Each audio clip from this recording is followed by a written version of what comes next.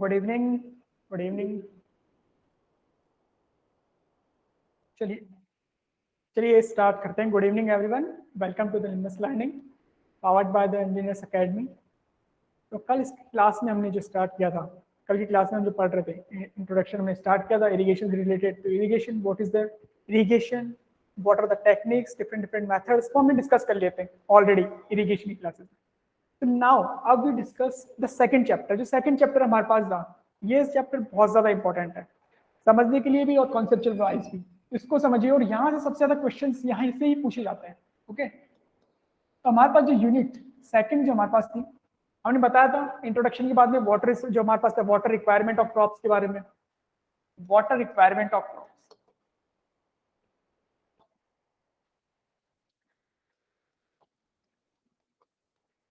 अब water requirement of crops है क्या? सिंपल, ऐसे नेम सजेस्ट कर रहा है। नेम क्या सजेस्ट कर रहा है कि वाटर की रिक्वायरमेंट के लिए जो हमारे पास क्रॉप्स की जो ग्रोथ के लिए जो वाटर की रिक्वायरमेंट है, उसी को हम वाटर रिक्वायरमेंट ऑफ क्रॉप कहते हैं सिंपल वर्ड्स में। ये आप कह सकते हो वाटर रिक्वायरमेंट ऑफ क्रॉप। तो सिंपली हमारे पास है क्या वाटर रिक्वायरमेंट ऑफ, अगर इसकी आप डेफिनेशन अगर मेंशन करना चाहें तो सिंपली कुछ वर्ड्स लिख सकते हैं कि वाटर रिक्वायरमेंट ऑफ क्रॉप है क्या। उसको आप लिख सकते हैं कि जो टर्म है, the term water requirement of crop means total amount of water required, total amount of water required, total amount of water required by crops, इसके इसके पूरे फॉल स्पान में, from its sowing to harvesting. कि हमारे पास जो crop है उसके sowing के पीरियड से, सोइंग मतलब जो हमारे पास स्टार्टिंग पीरियड से एंड पीरियड हमारे पास हार्वेस्टिंग का पीरियड, जो हमारे पास total amount of water requirement है इस टोटल ड्यूरेशन में, टोटल इंटरवल में, उसी को हम क्या कहते हैं? Water requirement of crop simply कह सकते हो आप इसमें। And is also depends upon and also the way in which the way in which this water is to be delivered.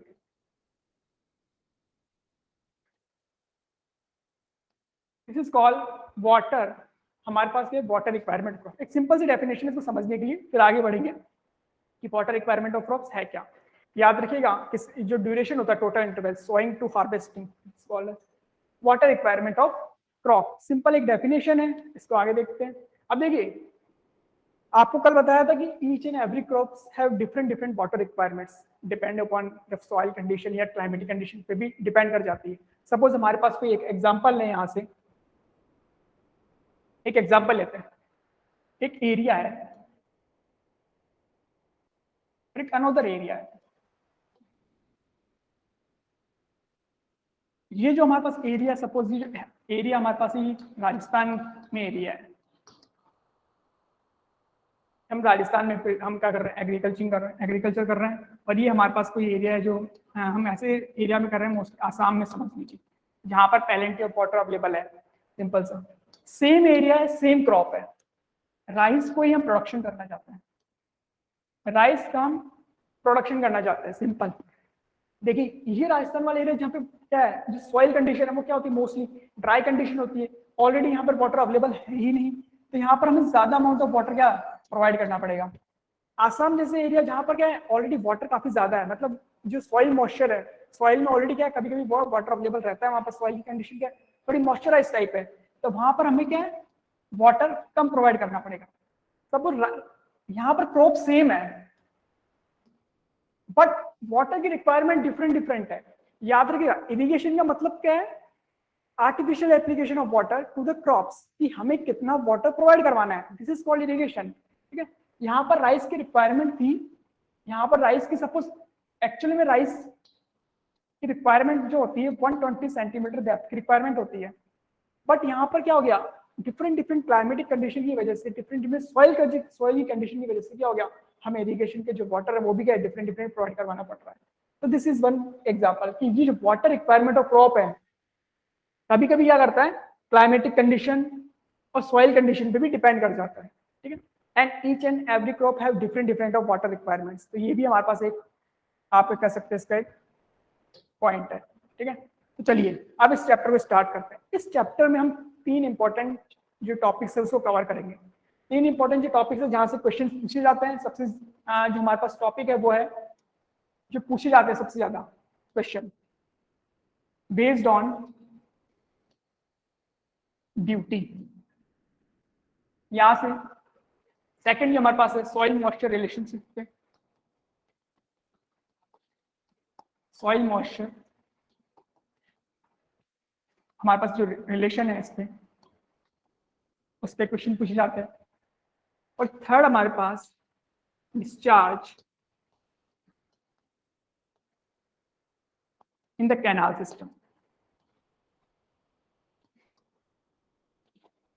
ये इस चैप्टर के 3 इंपॉर्टेंट पॉइंट्स हैं जहां से क्वेश्चन जनरेट होते हैं और तीनों ही बहुत ज्यादा इंपॉर्टेंट है। सबसे ज्यादा क्वेश्चन पूछे जाते हैं यहाँ से ही, ठीक है। तो सबसे फर्स्ट हमारे पास है बेस्ड ऑन ड्यूटी, यहाँ से हम स्टार्ट करेंगे।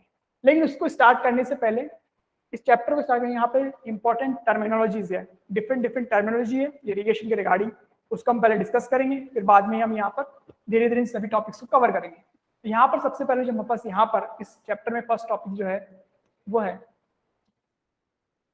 Important terminologies.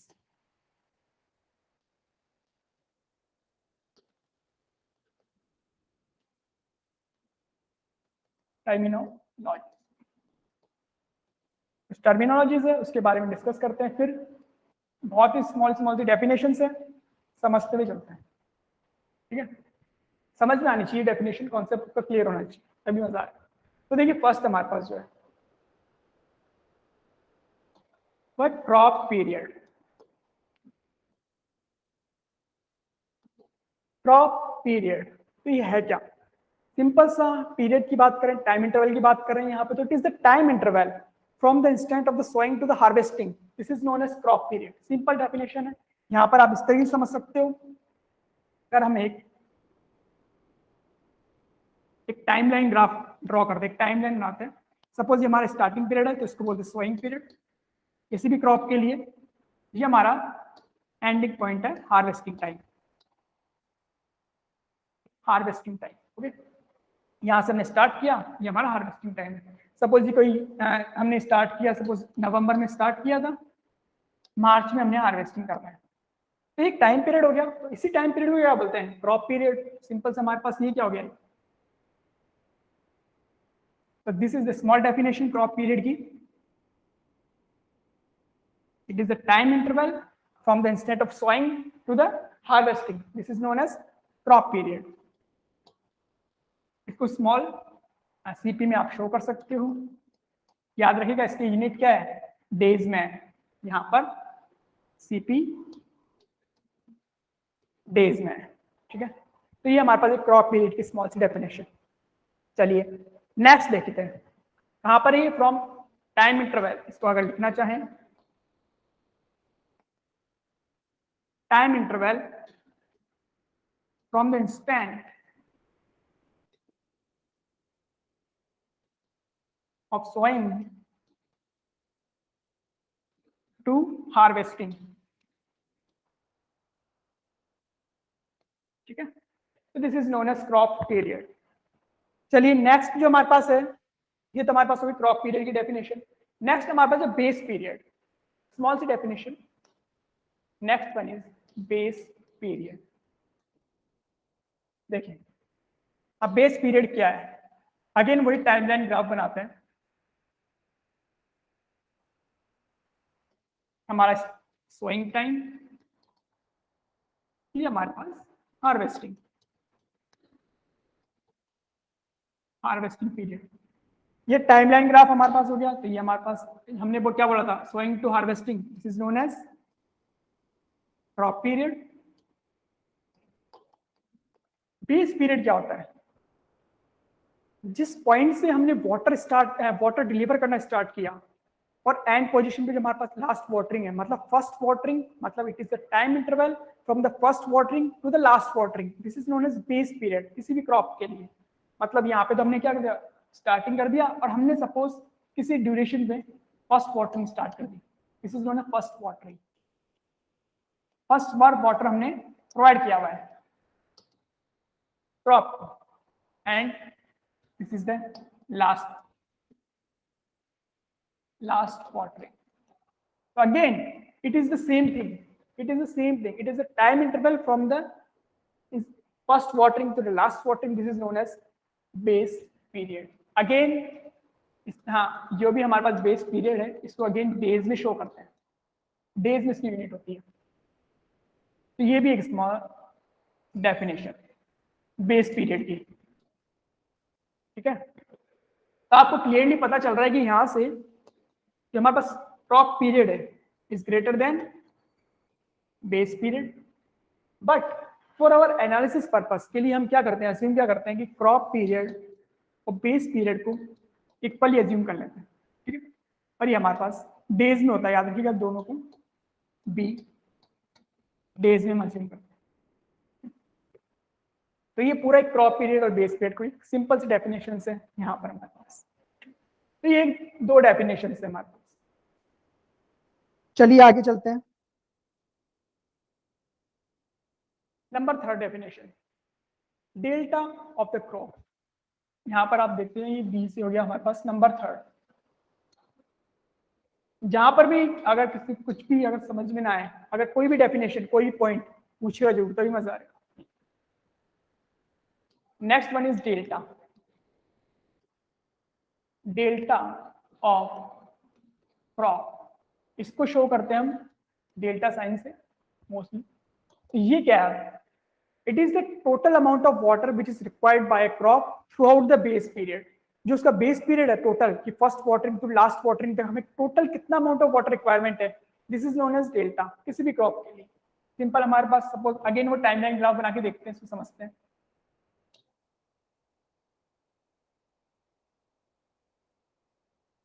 ये सपोज हमारे पास इस तरीके से, ये हमारे पास क्या है, सोइंग पीरियड है, ये हमारा हार्वेस्टिंग पीरियड है, ठीक है। हमने वाटर डिलीवर करना स्टार्ट कर दिया। सपोज किसी ड्यूरेशन में हमने वाटर प्रोवाइड किया 10 सेंटीमीटर किसी भी क्रॉप के लिए। अगेन कुछ टाइम के बाद हमने सपोज वाटर प्रोवाइड किया 10 सेंटीमीटर, उस टाइम के बाद में हमने प्रोवाइड किए दिया 5 सेंटीमीटर, इसके अगेन वापस प्रोवाइड कर दिया suppose 15 centimetre. Delta of crop क्या हो गया, simply it is the total amount of water which is required bye the crop through is base period. तो यहाँ पर हमारे पास डेल्टा ऑफ द क्रॉप क्या हो गया, ये क्या एग्जैक्ट का टर्म है, तो डेल्टा क्या हो गया यहाँ पर 10 + 10 + 5 + 15, this is the total amount. यहाँ पर हमारे पास कितना आ जाएगा 40, सपोज हमने सेंटीमीटर में लिया हुआ है तो 40 सेंटीमीटर। ये डिफरेंट डिफरेंट क्रॉप के लिए डिफरेंट डिफरेंट होता है। आपको पता था कि each and every crops have different different water requirement. तो यहाँ पे हमारे पास इसी तरीके से कि हमारे पास जो राइस वगैरह होती है उसके लिए 120 सेंटीमीटर की समथिंग होती है, शुगर केन वगैरह होती है उनके लिए 120 होती है, और यहाँ पे हमारे पास व्हीट वगैरह के लिए, ठीक है। तो this is known as delta of the crop. Delta क्या है, it is the how much water we have to require to produce a crop, वो समथिंग ये बताता है डेल्टा ऑफ द क्रॉप, ठीक है। तो आपको देखिए अगर इसकी डेफिनेशन वगैरह लिखना चाहें, ये तो हमने इसको इसकी डेफिनेशन अगर लिखना चाहें, डेल्टा ऑफ द क्रॉप की अगर small definition, it is the total amount of water which is required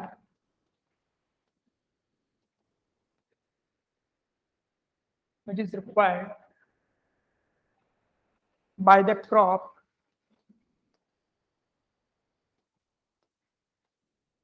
throughout its base period, ठीक है। This is known as delta. ये सिंपल हमारे पास डेल्टा की डेफिनेशन हुई, ओके। ये हमारे पास एक स्मॉल स्मॉल सी डेफिनेशन है कुछ। तो नेक्स्ट हमारे पास जो डेफिनेशन है वो है ड्यूटी की डेफिनेशन। हम इसको समझें कि मैथमेटिकल जो डेल्टा होता है उससे शो करें। चलिए नेक्स्ट वन। नेक्स्ट हमारे पास जो है नंबर 4 वो है ड्यूटी। इसको समझिएगा, ये बहुत ज्यादा इंपॉर्टेंट है। ड्यूटी है क्या, पहले इसको एक बार लिख लेते हैं फिर इसको समझाते हैं कि है क्या ये।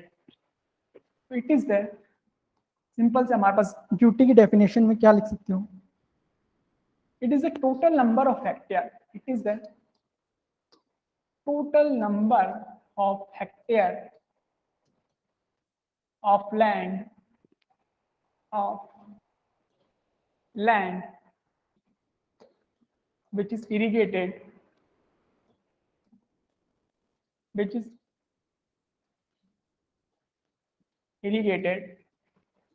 with the help of 1 cumac of discharge provided throughout its base period,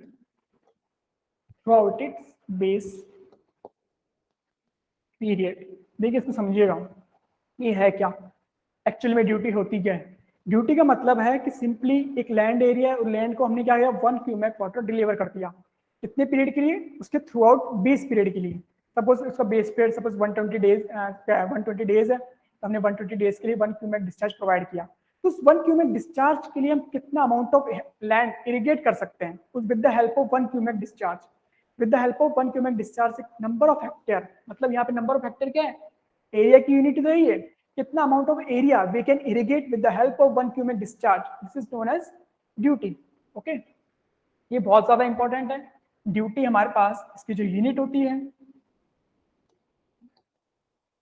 duty की जो हमारे पास यूनिट है उसको हम शो करते हैं, स्मॉल डी हमारे पास शो करते हैं, उसको शो करते हैं हेक्टेयर पर cumec, this is the unit of duty. ठीक है, how much amount of land we can irrigate with the help of 1 cubic of water, this is known as duty। okay, this is known as duty। अब देखिए यहाँ पर एक बहुत सा small सा रिलेशन है किसमें, जो हमने डेफिनेशन अभी तक पढ़ी है, कौन सी, delta, duty and base period, इनके बीच में एक रिलेशन है, उस रिलेशन को अब देखते हैं यहाँ पर। ठीक है, चलिए तो आगे बढ़ते हैं।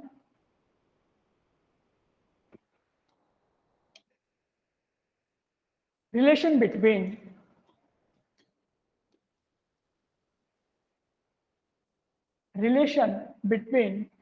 duty, delta and base period।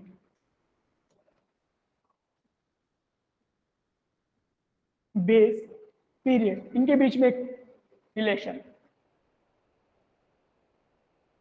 तो देखिए है क्या। सिंपल सा अगर हम ड्यूटी के बारे में अगर क्या कहें, सपोज हमारे पास कोई लॉसेस नहीं हो रहे हैं, assuming no losses. No losses का मतलब जितना हमने अमाउंट फील्ड को प्रोवाइड किया हुआ है उतना ही क्या हो गया, वो स्टोर हो गया। ऐसा कभी होता नहीं है प्रैक्टिकली, लॉसेस होते हैं, बट यहाँ पर हम क्या कर रहे हैं, एक अजम्पशन ले लें कि देयर आर नो लॉसेस। यहाँ पर अगर कोई लॉसेस नहीं है मतलब हमने क्या जितना अमाउंट ऑफ प्रोवाइड किया हुआ है, इनफ्लो जितना हमने दिया है वो किसके, आउटफ्लो के बराबर। मतलब सिंपली हमारे पास जितना वॉल्यूम हमने सप्लाई किया हुआ है उतना ही वो जाके स्टोर हो गया। ठीक है, तो वॉल्यूम सप्लाई, कौन सा वॉल्यूम, जितना वॉल्यूम वाटर हमने सप्लाई किया है फील्ड को उतना ही वो क्या हो गया, स्टोर हो गया। वॉल्यूम स्टोर, कितना वो अमाउंट ऑफ वाटर हमने सप्लाई किया था, 1 क्यूमेक ऑफ वाटर, हमने ड्यूटी की डेफिनेशन में पढ़ रहे थे। तो 1 क्यूमेक ऑफ वाटर, क्यूमेक का मतलब सिंपली मीटर क्यूब पर सेकेंड। वॉल्यूम निकालना चाहते हो आप, वॉल्यूम की यूनिट क्या होती है, मीटर क्यूब। आपको बताया था कि यूनिट का बड़ा अच्छा रोल होता है। यहाँ पर हमारे पास डिस्चार्ज है, अगर आपको डिस्चार्ज है, टाइम की यूनिट को आपको कैंसिल करना पड़ेगा, तब आपके पास वॉल्यूम की यूनिट आएगी। ये डिस्चार्ज हमने कितने टाइम ड्यूरेशन के लिए प्रोवाइड किया हुआ है? बी टाइम ड्यूरेशन के लिए, बी डेज के लिए, और ये तो हमने प्रोवाइड किया था बी डेज के लिए। तो बी डेज हमारे पास है, इसको आप ऐसे लिखो, 1 क्यूमेक हमने प्रोवाइड किया था, मतलब क्यू की डेफिनेशन में अगर आप लिखना चाहें क्यू के टर्म में, तो हमारे पास कितना था वॉल्यूम सप्लाई बी डेज में। अब डेज को आपको कन्वर्ट करना पड़ेगा किसमें? सेकंड्स में। ये हमारे पास क्या है? ड्यूटी जो हमने प्रोवाइड की थी, ये ड्यूटी है, याद रखिएगा। 1 क्यूमेक ऑफ जो डिस्चार्ज हमने प्रोवाइड किया था, यहाँ पे डी लिख लीजिए। वॉल्यूम स्टोर, तो कहाँ पर वॉल्यूम स्टोर हुआ है? फील्ड पर स्टोर हुआ है, मतलब एरिया में। हम एरिया हम किस में ले रहे हैं? यहाँ पर हेक्टेयर में जनरली मेजर करते हैं। तो अगर एरिया हेक्टेयर में है, अगर इसको आपको मीटर स्क्वायर में कन्वर्ट करना पड़ेगा, 10 की पावर 4 से मल्टीप्लाई कर दीजिए। और एरिया को करना है कितना अमाउंट ऑफ स्टोर हुआ है? डेल्टा डेप्थ मीटर, सिंपल सा। तो एक ये रिलेशन बन जाता है। इसको जब आप सॉल्व करेंगे तो एक सिंपल सा एक रिलेशन आ जाएगा, delta equal to 8.64 B upon D. यहां पर ये जो फॉर्मूला है, इसको आप कह सकते हो ये एक ऐसा फॉर्मूला है जो इरिगेशन की जान है। मतलब ये जो हमारे पास, जो कह सकते हो, जो हमारे डिफरेंट एग्जामिनेशन होते हैं, जेईई गेट के एग्जामिनेशन ले लो या इंजीनियरिंग सर्विसेज, कोई से भी एग्जामिनेशन, वहां पर इस फॉर्मूले से हर बार क्वेश्चन पूछ जाते हैं, हर बार। बहुत ही सिंपल फॉर्मूला है। यहाँ पे डेल्टा, आपको एक चीज याद रखनी है, ऑलरेडी हमने कन्वर्जन कर चुके हैं यहाँ पर। तो जो यूनिट होगी, डेल्टा यहाँ पर मीटर में है, बी हमारे पास यहाँ पे डेज में है, और जो डी है ड्यूटी, वो क्या है? हेक्टेयर पर क्यूमेक में है। ये इंपॉर्टेंट चीज है। अगर ये जो डेटा है, अगर वो इन टर्म्स में गिवन नहीं है, तो आपको पहले कन्वर्ट करना पड़ेगा, then you use this formula. Otherwise क्या हो जाएगा? ये ऑलरेडी कन्वर्जन फॉर्मूला है, आपके वैल्यूज गलत दे देगा। ठीक है, तो ये बहुत इंपॉर्टेंट है। यहाँ पर बी डेज में, डी हमारे पास ड्यूटी जो हेक्टेयर पर क्यूमेक में, और यहाँ पे डेल्टा हमारे पास मीटर में। ठीक है, तो ये ड्यूटी का रोल है। ड्यूटी एक बहुत इंपॉर्टेंट टर्म है, और ये फॉर्मूला बहुत ज्यादा इंपॉर्टेंट है, 8.64 बी अपॉन डी। ठीक है, ये देखिए ओनली कन्वर्जन है, कहीं से भी कुछ नया फॉर्मूला नहीं है ये। ठीक है, तो ये हमारे पास एक छोटा सा रिलेशन है ड्यूटी वगैरह में। तो अब देखिए ड्यूटी क्या होती है, वेरियस पॉइंट जो हमारे पास कैनाल सिस्टम होता है, कैनाल सिस्टम के बारे में हम और डिटेल में आगे जो हमारे चैप्टर आएंगे उसमें डिस्कस करेंगे। बट ड्यूटी के बारे में देखिए, ड्यूटी है क्या चीज? हो ड्यूटी एक बहुत इंपॉर्टेंट पैरामीटर है। सपोज हमारे पास कोई कैनाल स्ट्रक्चर, ये हमारे कोई रिवर स्ट्रक्चर है, एक रिवर हमारे पास इस तरीके से फ्लो कर रही है इस डायरेक्शन में।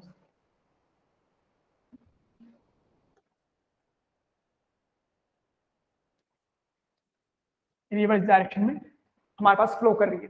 अब हमें क्या करना है? सिंपली एक, हाँ, हमें क्या करना है? वाटर कैनाल सिस्टम यहाँ से क्या करना है? इन ऑफटेक करना है, मतलब कैनाल हमें क्या ड्राई करनी है, कैनाल हमें कंस्ट्रक्ट करना है। कैनाल कैसे कंस्ट्रक्ट की जाती है? ये हमारे पास रिवर है, मतलब एक वाटर का सोर्स, हमारा वाटर सोर्स है ये एक तरीके से। तो सबसे पहले क्या करते हैं?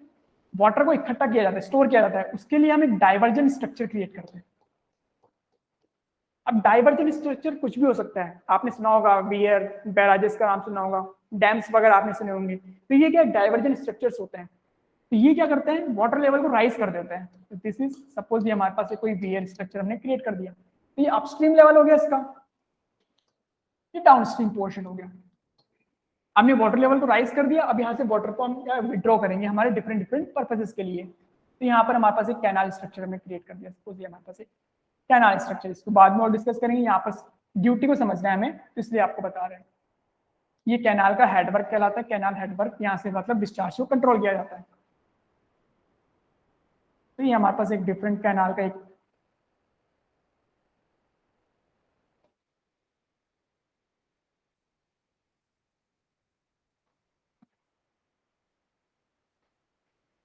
समझने के लिए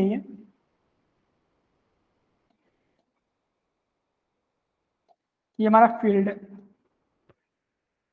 है क्या? मतलब सिंपली यहाँ से हमारा रिवर स्ट्रक्चर है, यहाँ पर हमने कैनाल से बनाया हुआ है। ये जो हमारा पोर्शन होता है कैनाल कहलाता है, इसको बोलते हैं मेन कैनाल।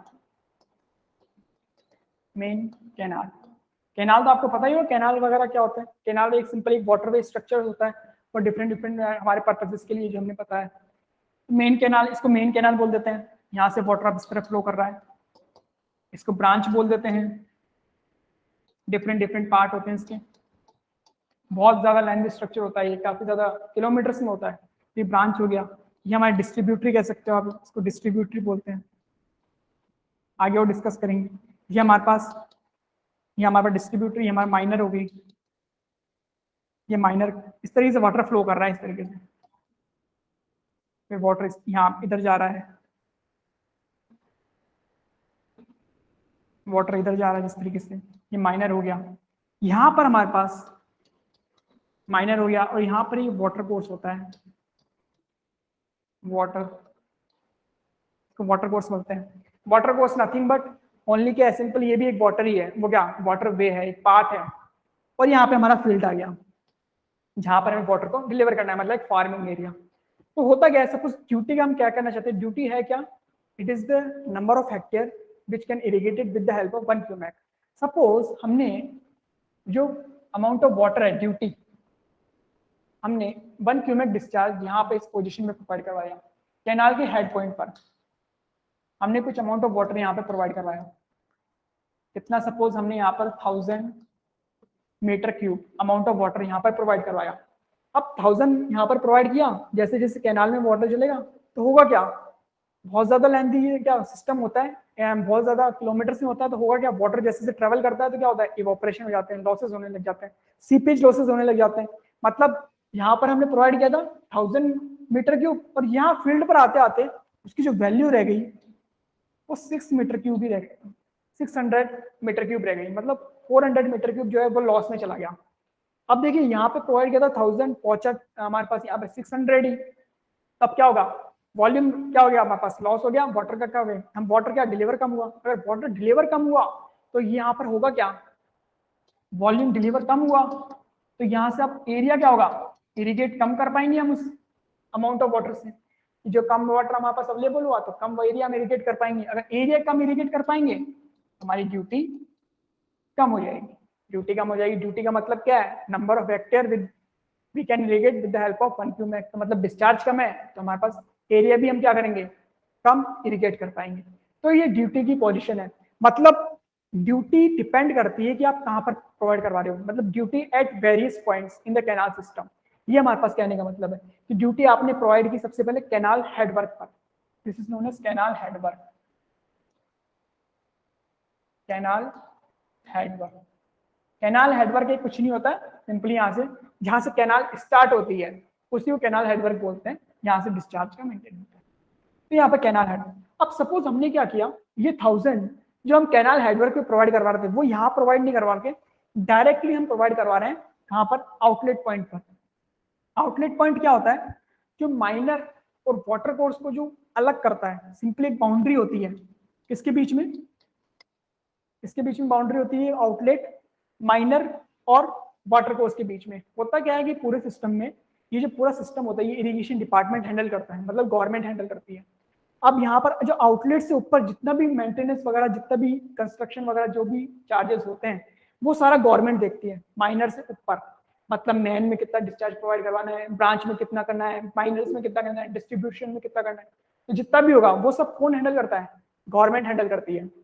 लेकिन आउटलेट के बाद में जो भी चीजें हैंडल होगी वो कौन हैंडल करता है, आउटलेट पॉइंट के बाद में जो भी वाटर हमें प्रोवाइड किया है वो कौन हैंडल करता है, सिंपली वो हैंडल करता है फार्मर, वो फार्मर द्वारा हैंडल किया जाता है। मतलब सिंपली अगर इस पॉइंट के बाद में जितना भी अमाउंट ऑफ वाटर हमने प्रोवाइड किया, अब उसका क्या करना है, किस तरीके से यूटिलाइजेशन करना है, वो ओनली एंड ओनली कौन जानता है, फार्मर जानता है। उसके बाद में हमारा इसका कोई रोल नहीं होता है गवर्नमेंट का, गवर्नमेंट इससे ऊपर को देखती है। तो एक आउटलेट पॉइंट होता है। अब सपोज हमने क्या किया, जो डिस्चार्ज है वो आउटलेट पॉइंट को प्रोवाइड किया। अब आप अगर आपने 1000 मीटर अगर यही प्रोवाइड करवा दिया तो अब क्या होंगे, लॉसेस कम हो जाएंगे। अगर लॉसेस कम होंगे तो हमारे पास क्या होंगे, वॉल्यूम ऑफ अमाउंट हमारे पास ज्यादा अवेलेबल है, ज्यादा अमाउंट ऑफ वाटर अवेलेबल है, we can irrigate more area, if we can irrigate more area then value of duty is high. ठीक है, तो ये हमारे पास ड्यूटी का रोल है, ड्यूटी एट वेरियस पॉइंट। ये क्वेश्चन पूछा जाता है, ये क्वेश्चन ऑलरेडी पूछा गया है कि जो हमारे पास जो ड्यूटी है डिफरेंट डिफरेंट पॉइंट्स पे जब प्रोवाइड करवाते हैं तो कहाँ पे ड्यूटी ज़्यादा होगी, maximum duty we can find at which point. यहाँ पे ऑलरेडी उन्होंने ऑप्शन दे रखे थे, क्वेश्चंस पूछे गए हैं सर ऑलरेडी, ये AE JEE के एग्जामिनेशन में वहाँ पर पूछे गए हैं, ठीक है। तो ये ड्यूटी का एक रोल है कि ड्यूटी एट वेरियस पॉइंट पे किस तरीके से वेरी करती है, ठीक है। तो ये हमारे पास एक तरीके से ये ड्यूटी का एक रोल है। चलिए आगे बढ़ते हैं, ये तो एक ड्यूटी के बारे में था। नेक्स्ट हमारे पास है इंपॉर्टेंस ऑफ ड्यूटी। ड्यूटी का क्या इंपॉर्टेंस है वो देखते हैं।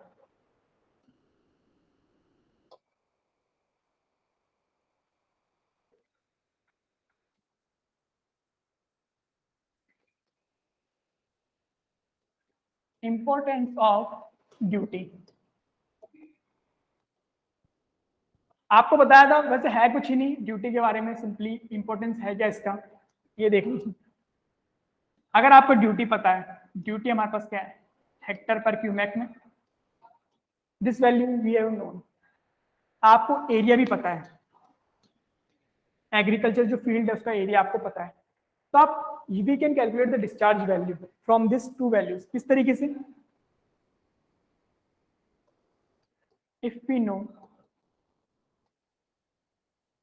देन डिस्चार्ज वैल्यू किस तरीके से आप कैलकुलेट कर सकते हो। आप डिस्चार्ज होता क्या है मीटर क्यूब पर सेकेंड में।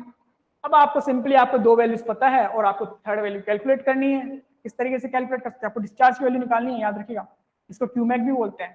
तो आप क्या करोगे एरिया डिवाइडेड बाय डी। अब मैंने ऐसा ही क्यों किया, एरिया डिवाइडेड बाय डी क्यों किया, एरिया की यूनिट आपको पता है हेक्टेयर है, इसकी यूनिट हेक्टेयर पर क्यूमैक होती है, तो हेक्टर सेक्टर कैंसिल क्यूमैक ऊपर चल जाएगा, आपको यही चाहिए था डिस्चार्ज। तो एक इंपॉर्टेंट रोल हो जाता है ड्यूटी। मीन्स ये क्या बता रहा है आपको, if we know that how much area we have to irrigate and the amount of value, जो amount of duty है उसके बारे में ही बता दे, we can calculate the discharge value, how much water we have to required to irrigate this amount of area, we can calculate this formally। और simply आप यहाँ से अपोजिट में जा सकते हो। अगर सपोज आपको ऑलरेडी क्या पता है, आपको डिस्चार्ज वैल्यू पता है, we already know the discharge value and duty value, so we can find out how much area we can irrigate with the help of this discharge value। Suppose आपके पास कोई पूछता है आपसे, सपोज आपके पास 100 metre cube पर second का discharge available है और ड्यूटी की वैल्यू आपको हेक्टर पर क्यूमेक में कुछ वैल्यू आपको दी हुई है, सपोज 1000 आपको ड्यूटी की वैल्यू गिवन की हुई है और आपसे पूछ लिया चलो आप बताओ कि कितना एरिया इरिगेट हम कर सकते हैं इस वैल्यू से, तो आप निकाल सकते हो डायरेक्टली। एरिया आपको निकालना है तो एरिया किस तरीके से निकालोगे आप इन द सेकंड केस में। ये तो हमारे पास फर्स्ट केस हो गया, ठीक है। एरिया कैसे निकाल सकते हो, इफ वी नो, आपको पता है केस में डिस्चार्ज आपको पता है एंड आपको ड्यूटी आपको पता है, तो किस तरीके से हम वैल्यू कैलकुलेट कर सकते हैं। जो हमारे पास है एरिया की, एरिया क्या होता है हेक्टेयर में, जस्ट मल्टीप्लाई कर दीजिए इन दोनों वैल्यूज को, आप निकाल जाओगे। एरिया हमारे पास क्या है यहाँ पर मीटर क्यूब पर सेकेंड में, हमने पहले भी क्या निकाला था क्यूबैक जिसको कह सकते हो आप, सिंपली इस टर्म में लिख दीजिए और डी से मल्टीप्लाई कर दीजिए। डी की यूनिट क्या होती है हेक्टेयर पर क्यूमैक, तो क्यूमैक से क्यूमैक कैंसिल, आपको हेक्टेयर में वैल्यू मिल जाएगी। तो यहाँ पर we can calculate the area, means आपसे अगर कोई पूछे तो ये वैल्यू भी आप कैलकुलेट कर सकते हो। ये सिंपल एक कह सकते हैं कि डायमेंशनल का हम क्या करते हैं यूटिलाइज कर रहे हैं कि किस तरीके से वैल्यूज है, तो इसको देख लें इंपॉर्टेंट ऑफ ड्यूटी। तो ड्यूटी बहुत ही इंपॉर्टेंट वर्ड है, ये काफी बार इरिगेशन में अब चलता ही जाता है, ये काफी बार पूछा भी जाता है, तो ये एक इंपॉर्टेंट वर्ड है, आपको समझ में आना चाहिए ड्यूटी एक्चुअल में है क्या, इंपॉर्टेंट वर्ड है, ठीक है। तो ये हमारे पास सिंपली एक तरीके से कह सकते हैं। चलिए जो नेक्स्ट डेफिनेशन है इसके बाद में, नेक्स्ट डेफिनेशन हमारे पास जो आती है वो है ड्यूटी के बारे में हो गया। हमारे पास जो नेक्स्ट डेफिनेशन है वो है सीजन इन इंडिया, जो हमारे पास क्रॉप सीजन है इंडिया में वो कौन कौन से हैं वो देखते हैं। तो नेक्स्ट हमारे पास एग्रीकल्चर और cropping season in India, next definition number 5 थी आई थी।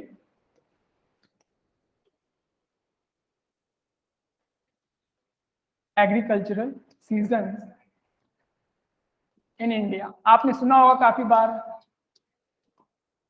रबी क्रॉप, खरीफ क्रॉप, इनके बारे में। वही चीज हमारे पास सीजन से। तो फर्स्ट सीजन हमारे पास खरीफ सीजन। खरीफ सीजन ये जनरली कब होता है? जून टू सितंबर में चलता है। इसका एग्जाम्पल के तौर पर आप लिख सकते हो इसको। हमारे पास जो एग्जाम्पल इसमें राइस हो गया, ज्वार हो गए, बाजरा, कॉटन, ये जो क्रॉप्स होती है वो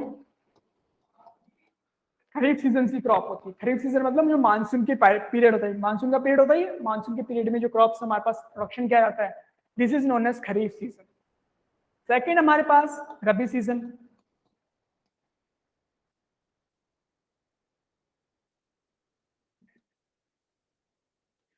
रबी सीजन को हम विंटर सीजन भी बोलते हैं। ये यहाँ पर नवंबर टू मार्च में चलती है। नवंबर में सोइंग स्टार्ट होती है, मार्च में हार्वेस्टिंग कर ली जाती है। यहाँ पर इसके एग्जाम्पल अगर आप लिखना चाहें तो वो है बीट, मस्टर्ड,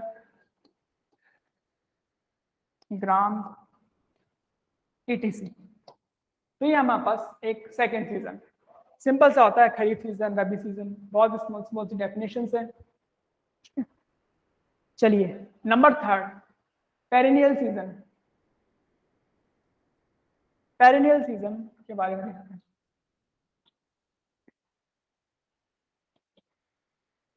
क्लिक कर लीजिएगा, स्क्रीनशॉट ले लीजिएगा अगर आपको लिखना है। पेरिनियल सीजन आपको पता था पेरिनियल का वर्ड का मतलब क्या होता है? ऑलवेज।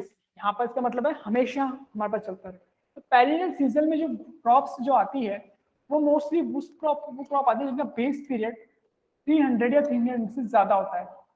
मतलब थ्रू आउट द ईयर ही चलती रहती है उनका प्रोडक्शन, जो क्रॉप हमारे पास चलती रहती है थ्रू आउट द चलती रहती है इनका। इसको एग्जाम्पल में शुगर केन, जिनका base period those crops are in this period, जो बेस पीरियड हमारे पास 300 या 300 से ज्यादा, 300 या 300 से ज्यादा, this is known as perennial season. ये हमारे पास एक पेरिनियल सीजन का एग्जांपल है। अब एक और एक अनदर सीजन आपको पता होगा, जायद सीजन से बोलते हैं। जायद सीजन मोस्टली ये होता है।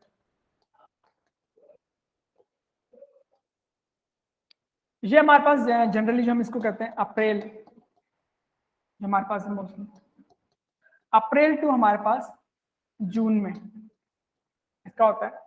मोस्टली जिसमें एग्जांपल है वो है वेजिटेबल्स वगैरह, वेजिटेबल्स, फ्रूट्स, ईटीसी। ये मोस्टली हमारे पास इंडिया में 4 सीजन होते हैं, rabi, kharif, zaid and perennial season mostly. तो this is known as small small definitions. ये हमारे पास एक, तो this are the seasons, crop season in India. ठीक है, चलिए आगे बढ़ते हैं। These are the crop seasons in India.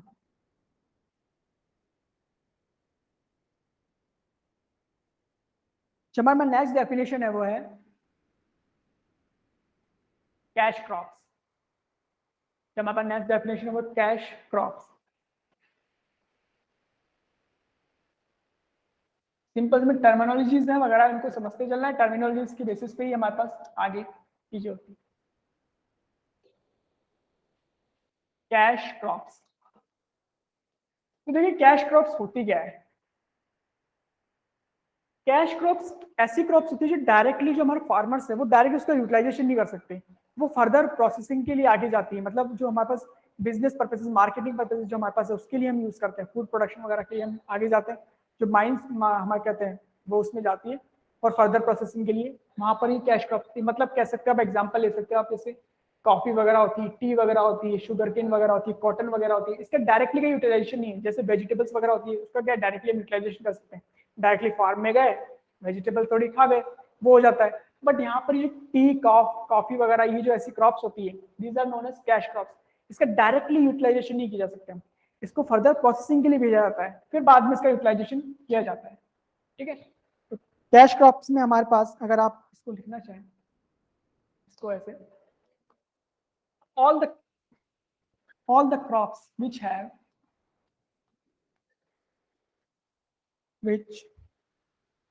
to be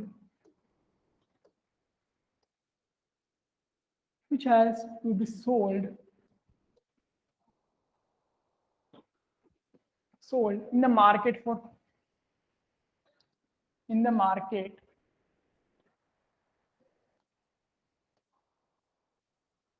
for further processing.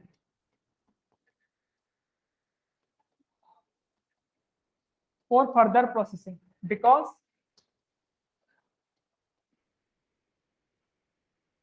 we cannot use directly.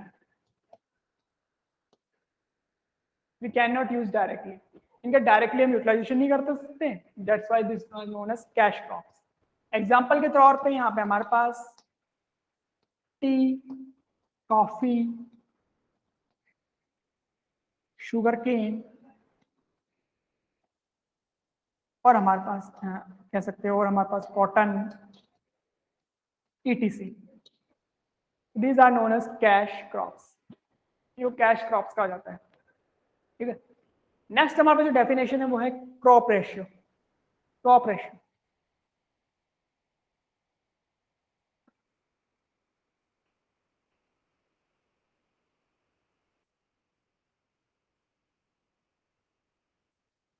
चलिए आगे चलते. क्रॉप रेशियो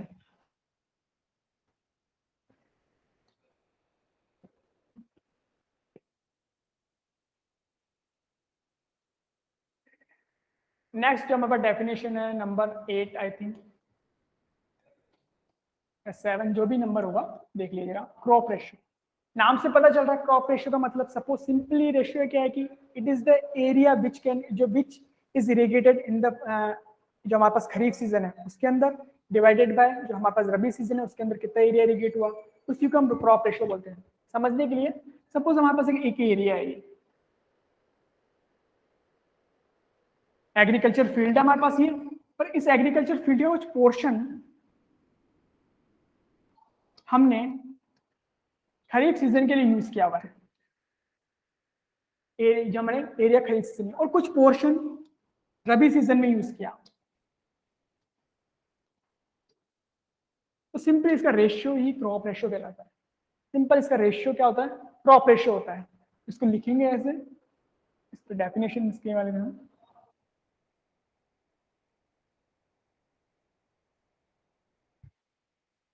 सिंपली अगर लिखना चाहें तो it is the ratio. Simple का रेशियो है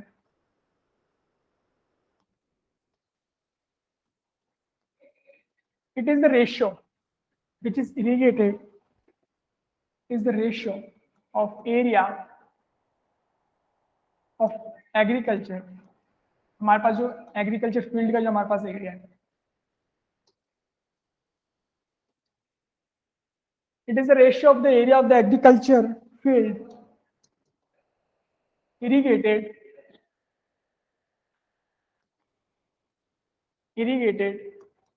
in the kharif season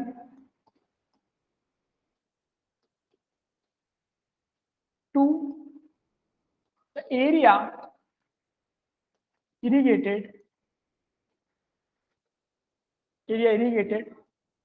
in the rabi season. मतलब सिंपल क्रॉप रेशियो क्या हो गया? Area irrigated in the kharif season divided by area irrigated in the rabi season. तो ये crop ratio की एक डेफिनेशन होगी. सिंपल सी डेफिनेशन क्रॉप रेशियो के बारे में, टर्मिनोलॉजी के बारे में. ठीक है. चलिए नेक्स्ट हमारे पास जो डेफिनेशन है वो है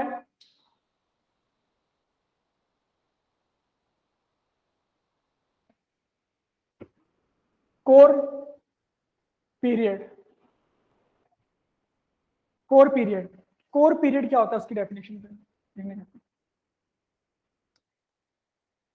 कोर पीरियड. तो देखिए होता क्या है, ऐसे जो प्रैक्टिकली हम इसको कुछ एक्सपेरिमेंट के बेसिस पे ये पता किया हुआ है, कुछ एक्सपेरिमेंट के बेसिस पे ऑब्जर्व किया है कि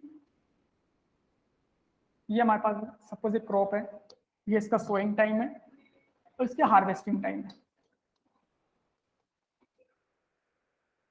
कि जब क्रॉप्स फ्यू सेंटीमीटर हाई होती है, क्रॉप्स जब कुछ सेंटीमीटर, आपने क्या किया, क्रॉप्स का प्रोडक्शन स्टार्ट कर दिया, क्रॉप्स ने क्या हो गया, अब उसका क्या ग्रोथ होने लग गई। तो जब ग्रोथ कुछ सेंटीमीटर हाई होती है, इसे ऑब्जर्व किया हुआ है कि कुछ सेंटीमीटर हाई होती है, उस टाइम पे ड्यूरेशन में जो वाटर की रिक्वायरमेंट है वो बहुत ज्यादा होती है, maximum amount of water is required इस ड्यूरेशन में जब हमारी ग्रोथ है फ्यू सेंटीमीटर हाई है। तो दिस टाइम ऑफ जो हमारे पास जो पीरियड होता है उसी को बोलते हैं हमारे पास, क्या बोलते हैं, सिंपली क्रॉप कोर पीरियड यहाँ पे हमारे पास। ठीक है, ये सोइंग टू हार्वेस्टिंग टाइम, मतलब इसको एक बार लिख लेते हैं फिर और अच्छे से समझा देते हैं कि है क्या चीज। It is observe, it is observed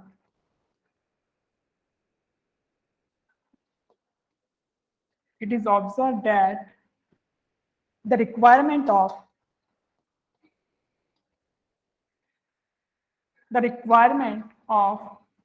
water the requirement of water is maximum when crop is few centimeter high। मतलब सिंपली क्या है कहने का मतलब कि जब हम थोड़े से सपोज कोई बच्चा जैसे जन्म लेता है तो उसके बाद में जब थोड़ा सा बड़ा होता है तो उसकी रिक्वायरमेंट काफी ज्यादा बढ़ जाती है। तो वही चीज यहाँ पर हमारे पास वही है कि कुछ टाइम के बाद में क्या क्रॉप्स कुछ सेंटीमीटर बढ़ जाती है, उसके बाद में उसके जो वाटर रिक्वायरमेंट है वो बहुत ज्यादा है। तो उस जो ड्यूरेशन होता है उसी को हम बोलते हैं क्रॉप पीरियड। तो क्या होता है, water is maximum when crop is few centimetre high. तो जो वाटर अप्लाई किया जाता है उसी को बोलते हैं, क्या बोलते हैं, क्रॉप पीरियड। तो this period is known as crop period, core period. ठीक है, तो ये हमारा कोर पीरियड हमारे पास हो गया। तो मतलब सपोज हमारे पास इंस्टेंट ऑफ जब हमारी सोइंग स्टार्ट हुई है उससे कुछ ये कोई ड्यूरेशन हो गया, इस ड्यूरेशन तक हमने जो वाटर प्रोवाइड किया इस ड्यूरेशन में, this is known as core period. Simple सी डेफिनेशन। ठीक है, कोर पीरियड की। अब इसी कोर पीरियड में एक और डेफिनेशन होती है कोर डेप्थ, जो कि क्या है, सिंपल जो डेल्टा में पढ़ा था वही चीज हो रही है, कोर डेप्थ। अब कोर डेप्थ क्या होगा, किस ड्यूरेशन में, जो कोर ड्यूरेशन हमारे पास, कोर पीरियड हमारे पास था, कि इस ड्यूरेशन में कितना अमाउंट ऑफ वाटर हमने प्रोवाइड किया हुआ है, कि how much water be delivered in this core period, this is known as core depth. Simple से कोर डेप्थ। तो कितना सपोज हमारे पास इस ड्यूरेशन में हमने इस सेंटीमीटर हाइट तक हमने प्रोवाइड किया, तो ये हमारी क्या होगी, कोर डेप्थ। ये हमारे पास सपोज हमने कुछ सेंटीमीटर हाई हमने वाटर प्रोवाइड किया है, तो ये कोर डेप्थ हो गई। ठीक है, वैसे ही हमारे पास ये हो गया, कोर पीरियड हो गया, कोर डेप्थ हो गया। तो ये सिंपल से कुछ डेफिनेशंस थी अब तक हमारे पास। तो ये तो हमारे पास डेफिनेशंस जो आपको समझने के लिए क्या है, बेसिक डेफिनेशन जो आपको क्या पूछी जा सकती है, काफी बार एग्जामिनेशन में पूछी जाती है, कोर डेप्थ वगैरह ये चीजें। सबसे इंपॉर्टेंट जो रिलेशन था वो ड्यूटी वाला रिलेशन था, वहां से क्वेश्चन जनरेट होते हैं। गेट वगैरह में काफी सारे क्वेश्चन आते हैं, वो सबको सॉल्व करेंगे धीरे धीरे जो भी है। अब जो नेक्स्ट टॉपिक हमारे पास है, जो नेक्स्ट टॉपिक हमारे पास वो इरिगेशन एफिशिएंसी। ये सबसे यहाँ पर हमारे पास सबसे इंपॉर्टेंट टॉपिक है, यहाँ पर उसको देखते हैं, इरिगेशन एफिशिएंसी को समझते हैं।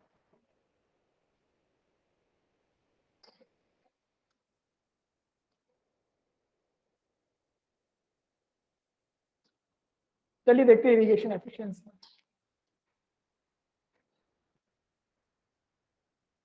इंपॉर्टेंट है इरिगेशन एफिशिएंसी। एफिशिएंसी तो आपको पता है एफिशिएंसी होती क्या है, सिंपली आउटपुट अपॉन इनपुट। आप किसी भी सब्जेक्ट में आपने एफिशिएंसी काफी बार सुना होगा, फिजिक्स वगैरह में हम सुनते आते हैं, नंबर ऑफ जो है हमारे पास कितना एफएम वगैरह, फ्लूइड मैकेनिक्स वगैरह, वहां पर एफिशिएंसी वगैरह आता है। एफिशिएंसी होता क्या है जनरल टर्म में, आउटपुट अपॉन इनपुट।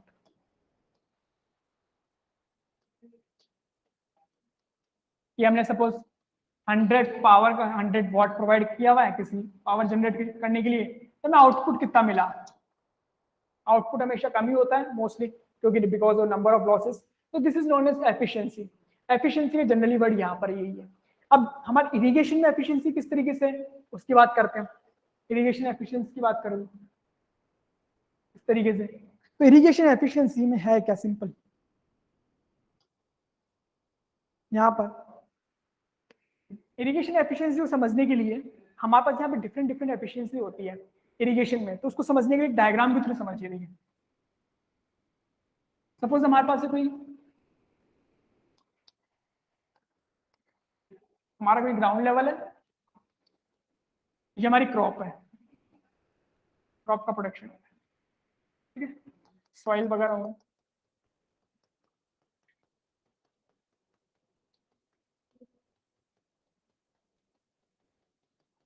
याद रखिए इरिगेशन का मतलब क्या होता है, वाटर का सप्लाई करना, वाटर को जब हम डिलीवर करते हैं फील्ड पर उसी को इरिगेशन बोलते हैं, ठीक है। ये हमारी क्रॉप एरिया, हमारे पास ग्राउंड लेवल है। अब हमारे पास कुछ इरिगेशन की रिक्वायरमेंट है, यहाँ पर हमें क्या करना है, वाटर डिलीवर करना है वाटर के सॉइल के पोर्स में। सपोज हमें कितना अमाउंट ऑफ वाटर रिक्वायरमेंट करना है, हमने बोल दिया V कैपिटल आर स्मॉल, ये कैपिटल आर आर जेड, ये मतलब क्या है, this is known as volume of water required before the irrigation, this is known as volume of water required. हमने एक सिंबल दे दिया, volume of water required before the irrigation, before the irrigation, कि हमें इरिगेशन करने से पहले हमें इतने अमाउंट ऑफ वाटर की रिक्वायरमेंट है उस क्रॉप को, उस क्रॉप को इतने अमाउंट ऑफ वाटर की रिक्वायरमेंट है, ठीक है। अब वाटर डिलीवर कहाँ से करेंगे, कोई कैनाल सिस्टम से, कोई कैनाल वगैरह भी बनी हुई होगी, कोई स्टोरेज हमारे पास होगा वहां से। सपोज यहाँ पे हमारे पास स्टोरेज बना हुआ है, कोई रिजर्वायर हमारे पास है, ये कोई रिजर्वायर हमारे पास है, यहाँ से कोई कैनाल सिस्टम जा रहा होगा इस तरीके से, ठीक है, वहां से हमने वाटर इनटेक करते हैं। सपोज हमने ये हमारा कोई कैनाल, कोई भी रिजर्वायर, कोई भी डैम्स वगैरह, यहाँ पर हमने कैनाल को वाटर प्रोवाइड किया, suppose we inlet amount of water हमने कैनाल में ड्रॉप किया। अब वो कैनाल से वाटर का ट्रेवल होता जाएगा और फील्ड पर जा रहा है, तो फील्ड पर सपोज हमारे पास उसने volume we have volume of amount of water deliver किया, कितना याद रहेगा, कैनाल से हमने वी लिया था इनलेट पॉइंट पर, कितना अमाउंट ऑफ वाटर, अब उसका कुछ पोर्शन क्या होता है लॉस में चल जाता है, तो यहाँ पर फील्ड पर कितना आया, V F amount of water suppose. अब होगा क्या, अगेन जैसे ही water V F amount of field पर आता है, तो आपको बताया था कि फील्ड पर जितना आता है उसमें से कुछ क्या है लॉसेस में कन्वर्ट हो जाता है, तो लॉसेस में यहाँ पर हमारे कुछ अमाउंट ऑफ वाटर चलो लॉसेस में चले गए। जो लॉसेस में जनरेट होता है मोस्टली उनको कहते हैं रन ऑफ। रन ऑफ क्या होता है, सिंपली आप रन ऑफ किस तरीके से समझ सकते हो, जब आपको बताया था कि जैसे इनफिल्ट्रेशन का आपको प्रोसेस बताया था कि इनफिल्ट्रेशन सब जार ले लिया, जार में आपने पानी डालते हैं, पानी अंदर तब तक जाता जाएगा जब तक फुल कैपेसिटी ना हो जाए, जैसे ही फुल कैपेसिटी वो फुल हो जाएगा और आप पानी डालते रहोगे तो पानी स्पिल आउट होने लग जाएगा, मतलब वो क्या होगा एकदम से स्पिल आउट होगा, उसी को बोलते हैं रन ऑफ। तो यहाँ पर भी ऐसे ही होता है कि जैसे आप फील्ड पर वाटर अप्लाई करोगे तो कुछ पोर्शन तो नीचे जाने लग जाएगा, कुछ पोर्शन स्टोर होने लग जाएगा, स्टोर होने के बाद में जैसे अपनी कैपेसिटी को रीच करता है तो जो portion excess amount of water है वो लॉसेस में कन्वर्ट होना स्टार्ट हो जाता है, मतलब वो रन ऑफ में जनरेट होने लगता है। रन ऑफ के बारे में हम और डिटेल में डिस्कस करेंगे, बस यहाँ पर ये है कि आप एक लॉसेस कन्वर्ट हो जाता है तो उसको बोलते हैं रन ऑफ। सिंपल, आपने वीएफ अमाउंट ऑफ वाटर आपने क्या प्रोवाइड किया, और सपोज एक्चुअली में यहाँ पर हमारे पास जो हमारे पास वाटर स्टोर करवाना था हमें VRRZ, एक्चुअल में यहाँ पर जो वाटर स्टोर हुआ वो स्टोर हुआ VRZ। यहाँ पर रूट जोन की बात करें रूट जोन में, तो this is the actual amount of water, हमारे पास ये जो है एक्चुअल अमाउंट ऑफ वाटर है, actual amount of water which is stored in the root zone, which is stored in the root zone, ठीक है। यहाँ पर ये डायग्राम आपको समझ में आ गया तो सारे इरिगेशन एफिशिएंसी की आपके बारे में कैलकुलेशन क्या हो जाएगी, इजी हो जाएगी। याद रखिएगा बहुत इंपॉर्टेंट चीज है ये। सिंपली हमने क्या किया, कैनाल हमारे पास कोई डैम स्ट्रक्चर है, डैम स्ट्रक्चर से हमने क्या वाटर को प्रोवाइड किया कैनाल में, कितना अमाउंट ऑफ वाटर हमने कैनाल में दिया V I volume of amount of water, V I मतलब वॉल्यूम की बात कर रहे हैं हम यहाँ पर, इनलेट कर दिया हमने इसमें कर दिया, this is the volume of inlet water. तो ये जैसे अब ट्रेवल होगा वाटर, तो ट्रेवल होते हुए जाएगा हमारे फील्ड पर, हमारे पास जो वॉल्यूम आया वो आया V F, amount of water which is apply to the field, V F मतलब फील्ड पर हमारे पास दिया, ठीक है। और वी आर आर जेड है क्या हमारे पास, this is the volume of water required before the irrigation, before the irrigation याद रखिएगा, बिफोर द इरिगेशन बहुत इंपॉर्टेंट टर्म है कि बिफोर द इरिगेशन हमें कितना अमाउंट ऑफ वाटर रिक्वायरमेंट था, वो चीज हमारे पास है। और एक्चुअल में कितना स्टोर हुआ after the number of losses के बारे में, तो this is the V R Z. अगर आप इसको न्यूमेरिकल टर्म में समझना चाहें तो इस तरीके से समझिए, सपोज ये हमारी रूट जोन है, कोई हमारे क्रॉप्स का प्रोडक्शन हम कर रहे हैं, क्रॉप को प्रोड्यूस कर रहे हैं, और हमें क्या रिक्वायरमेंट है, सपोज हमें 100 मीटर क्यूब वाटर की रिक्वायरमेंट है इसमें बिफोर द इरिगेशन, कि हमें यहाँ पर हमारे पास इतना अमाउंट ऑफ वाटर हमें क्या करना है, स्टोर करवाना है। तो ये हमारे पास स्टोर है, अब हमें पता चल गया कि इतना अमाउंट ऑफ वाटर हमें स्टोर करवाना है, तो हमने क्या किया यहाँ से कैनाल सिस्टम से, सपोज हमने यहाँ से, हमें हमेशा ज्यादा अमाउंट ऑफ वाटर अवेलेबल क्या करना है, प्रोवाइड करवाना है, क्योंकि नंबर ऑफ लॉसेस हो जाते हैं। तो सपोज हमने यहाँ से 1 मीटर क्यूब हमने कैनाल को डिलीवर कर दिया। अब जैसे जैसे वो क्या हो रहा है, नंबर ऑफ लॉसेस होते जा रहे हैं, तो फील्ड पर आते आते जो वाटर है वो 120 ही रह गया। अब 120 रह गया, अब 120 के बाद में भी क्या हो गया, कुछ अमाउंट ऑफ वाटर लॉसेस में कन्वर्ट हो गए। लॉसेस में सपोज हमारे पास यहाँ पर 40 लॉसेस में चले गए, यहाँ पर हमारे पास आए तो यहाँ पर अब 120 माइनस 40 तो कितना अमाउंट ऑफ स्टोर हुआ, 80।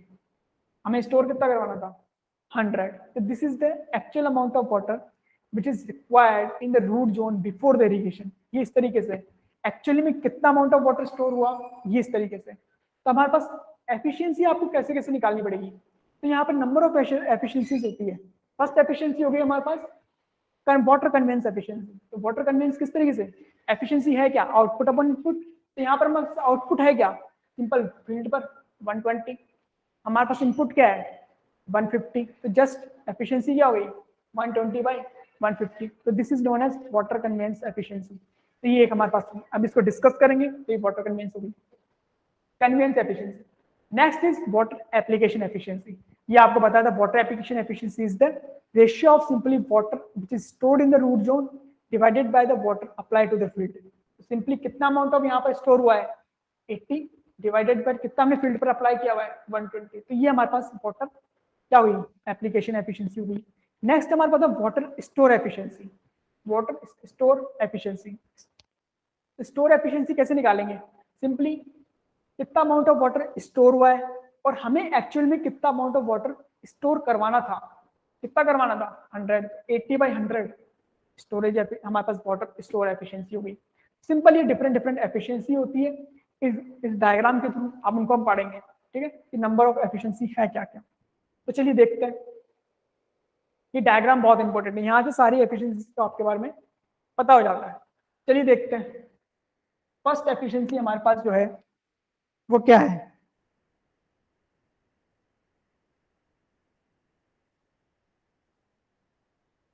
एफिशिएंसी ऑफ कन्वेंस, ये conveyance efficiency, water conveyance efficiency, water conveyance efficiency, इसको हम ईटा शी से शो करते हैं। तो it is the ratio of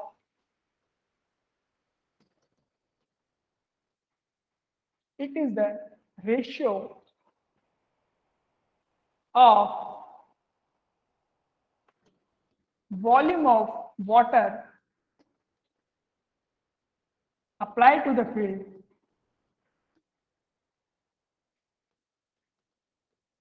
to the volume of water given to the canal।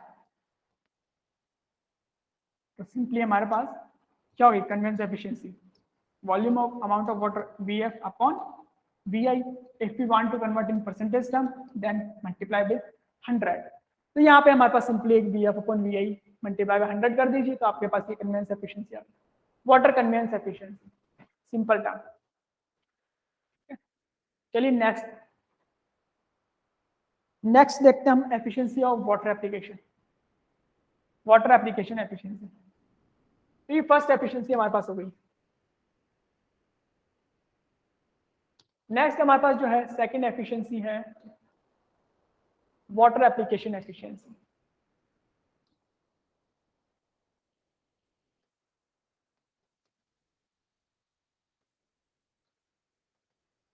It is the ratio of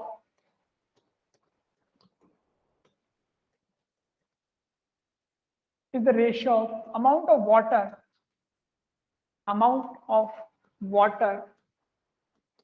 या volume of water which is stored in the root zone, which is stored in the root zone to the amount of water which is given to the field, which is given to the field। तो ये हमारे पास water application efficiency उसको show करते हैं एटा ए से, application efficiency. Just तो हमारे पास क्या हो गई, हमारे पास B R Z divided by V. If you want to convert just multiply with 100 in terms of percentage. तो ये हमारे पास है water application efficiency, simple term है, ठीक है। ये हमारे पास वाटर एप्लीकेशन एफिशिएंसी। नेक्स्ट हमारे पास है water storage efficiency, water storage efficiency. Third one, वो जो डायग्राम है वो ध्यान रखिएगा बस, बाकी तो सारा समझ में आ जाएगा कि है क्या चीज, और समझना इंपॉर्टेंट है। यहाँ पे कौन एफ जो हमारे पास water storage efficiency.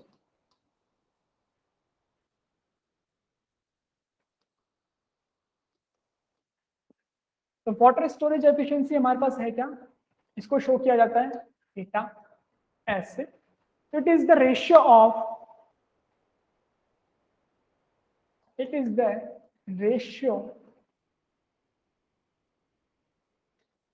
of amount of water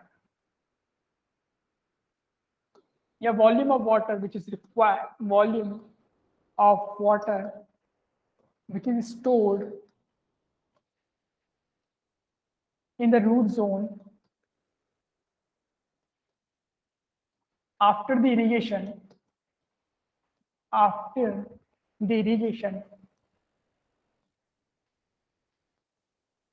to the amount of water या volume of water, कुछ भी amount of water which is required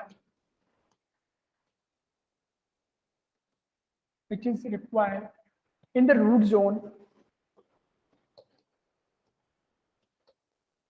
before the irrigation,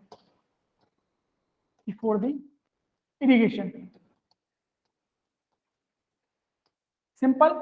किस तरीके से कि किस तरीके से हमारे पास है, कितना अमाउंट ऑफ वाटर जो हमारे पास है, कितना हमारे पास, हमको क्या करना है, रिक्वायर्ड जो हमारे पास स्टोर है बिफोर द इरिगेशन और after the irrigation. After the irrigation कितना स्टोर होना है और बिफोर द इरिगेशन हमें रिक्वायरमेंट कितनी है। तो इनपुट अपन और जो हमारे पास आउटपुट अपन इनपुट है वही सिंपल है, यहाँ पे हम कर रहे हैं। तो दिस इज द हमारे पास क्या हो गई वाटर स्टोरेज एफिशिएंसी। कितना हमें पता था, कितना हमारा स्टोर हुआ एक्चुअल में वी आर जेड, और एक्चुअली हमें रिक्वायरमेंट कितनी थी,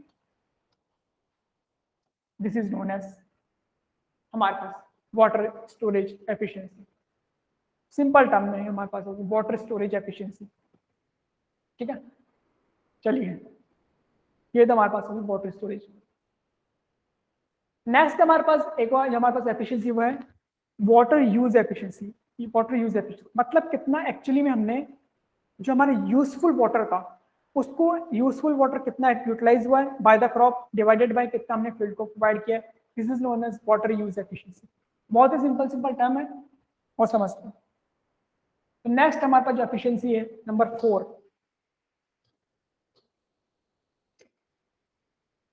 water use efficiency. Water use efficiency, ठीक है। Water use efficiency. तो ये भी क्या है, it is the ratio of, या it is defined as the ratio of, it is defined as the ratio of, is defined as the ratio of water use as a beneficially by the crops to the water applied to the field, water applied to the field। Beneficially का मतलब यहाँ पर इस तरीके से कि actual में growth के लिए जो वाटर प्लांट्स ने यूज किया है वो हमारे पास कितना है, और डिवाइडेड बाय हमने एक्चुअली में कितना फील्ड को अप्लाई किया हुआ है। This is known as, it is the ratio of simple water use application efficiency. इसको हम यू से स्मॉल यू से शो करते हैं, ईटा यू यहाँ पर। तो water U, volume of water which is utilised by the crop, and field पर हमने कितना दिया। ये हमारे पास सिंपल एक another efficiency, water use efficiency, simple. ठीक है, नेक्स्ट हमारे पास जो नंबर 5 पर है, जो लास्ट एफिशिएंसी वो है हमारे पास सिंपली एक अनदर एफिशिएंसी, इसको देख लेते हैं। लास्ट है हमारे पास water distribution. Number 5, water distribution efficiency.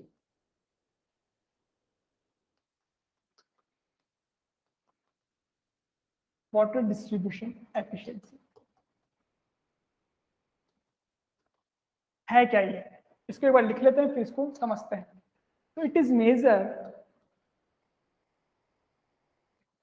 measured the extent, it is measured the extent up to which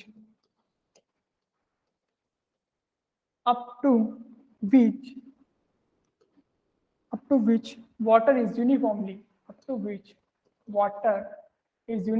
penetrated, up to which water is uniformly penetrated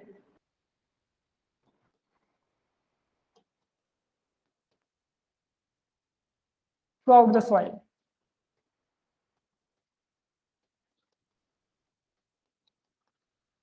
देखिए है क्या, पहले तो समझिए, ये थोड़ा समझने के कि है क्या। सिंपल जैसे आप कोई फ्लोर होता है, कोई यहाँ पर हमारे पास फ्लोर है, आपने क्या किया, पानी का गिलास लिया, वापस उसको ढोल दिया सिंपली आपने फ्लोर पर। अब होगा क्या, जहां पर आपने पानी को स्पिल आउट किया, जहां आपने पानी को गिराया है, तो वहां पर तो क्या होता है, पानी ज्यादा इकट्ठा रहता है, और पानी फिर क्या होना है, फ्लो करना स्टार्ट हो जाता है। तो कुछ दूर तक तो क्या होता है, ट्रैवल करता रहता है, वहां पर फिर स्टॉप हो जाता है। तो वही चीज यहाँ पर हमारे पास है कि यहाँ पर सपोज हमने, ये हमारा कोई फील्ड है, ठीक है, यहाँ पे आपने वाटर को डिलीवर कराया, ये हमारा हेड पॉइंट है, ये हमारे पास टेल पॉइंट है सपोज। जहां पे आपने वाटर प्रोवाइड किया, तो वहां से वाटर क्या करेगा, ज्यादा पेनिट्रेट कर जाएगा, ज्यादा स्टोर हो जाएगा वहां पे। तो सपोज इस डेप्थ तक स्टोर हो गया, और जैसे जैसे हम डिस्टेंस आगे बढ़ती जाएगी, वैसे वैसे जो पेनिट्रेशन डेप्थ है वो कम होती जाएगी, सिंपल सा यहाँ पर। तो यही चीज वाटर डिस्ट्रीब्यूशन एफिशिएंसी बताता है कि यहाँ पर सपोज ये हेड पॉइंट है, यहाँ पे टेल पॉइंट है, ये हमारे पास वाटर डिस्ट्रीब्यूशन एफिशिएंसी। इसका जो फॉर्मूला है, it is given as 1 minus small D upon capital D. यहाँ पर कैपिटल डी है क्या, वो देखते हैं। It is the average depth of penetration. Capital D हमारे पास क्या है यहाँ पर, where capital D, it is the average depth of penetration, and यहाँ पर हमारे पास स्मॉल डी, इसको यहाँ पर दिखा देते हैं। Small D is the average of magnitude,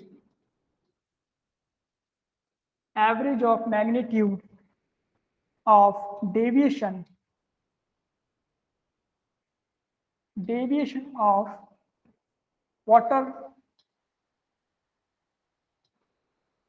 depth from capital D, from capital D. देखिए इसको थोड़ा सा, ये जो एफिशिएंसी है ये आपको थोड़ा सा क्या समझ में नहीं आया, थोड़ा सा इसको लगता है कि हाँ चलो ठीक है इस तरीके से, तो ये है क्या, पहले तो आप उसको समझिए, तो इस पर न्यूमेरिकल सॉल्व करते हैं उससे और अच्छे समझ में आ जाएगा। सिंपली यहाँ पर वही है कि फील्ड पर हमने वाटर अप्लाई किया, तो जहाँ पर वाटर अप्लाई करते हैं वहां पर वाटर ज्यादा स्टोर हो जाता है, और जैसे जैसे डिस्टेंस आगे बढ़ती जाती है वाटर की जो पेनिट्रेशन डेप्थ है वो डिक्रीज होती जाती है। तो वही चीज हमारे पास वाटर डिस्ट्रीब्यूशन एफिशिएंसी डिनोट करती है। तो देखिए किस तरीके से इस पर एक क्वेश्चन सॉल्व करते हैं, फिर और अच्छे से समझ में आ जाएगा ये किस तरीके से है वाटर डिस्ट्रीब्यूशन एफिशिएंसी। तो ये हमारी 5 एफिशिएंसीज थी। वाटर हमारे पास conveyance, application, storage, use, water use and distribution efficiency. इस पे क्वेश्चन देखते हैं, ये काफी बार पूछा जाता है, काफी एग्जामिनेशन में पूछ लिया जाता है सिंपली, वो देखते हैं एक एग्जांपल के तौर पर समझने के हिसाब से ओनली। ये सपोज हमारे पास कोई एक हमने वाटर अप्लाई किया किसी फील्ड पर और इस तरीके से वाटर पेनिट्रेशन डेप्थ हुई, यहाँ पर हमारे पास सपोज 2 सेंटीमीटर, हमारे पास ये 2 सेंटीमीटर वाटर पेनिट्रेट हुआ, इसी डिस्टेंस पर हमारे पास जो पेनिट्रेशन डेप्थ है वो 1.7 है, और यहाँ पर हमारे पास गिवन की हुई है 1.5, और हमसे पूछा हुआ है कि बता दो water distribution efficiency, what is the water distribution efficiency for this purpose, for this diagram. ठीक है, तो चलिए कैसे निकालेंगे, सिंपल सा। सपोज हमारे पास वाटर डिस्ट्रीब्यूशन एफिशिएंसी का आपको फॉर्मूला पता ही है क्या, 1 minus small D upon capital D. Capital D क्या है, average depth of penetration, average, इसका एवरेज निकालना है सिंपली 2, 1.7 और 1.5। कैपिटल डी तो हमारे पास क्या हो गया 2 प्लस 1.7 प्लस 1.5, एवरेज करना है तो divided by 3, simple number of terms. यहाँ पर हमारे पास आपके पास एवरेज आ जाएगा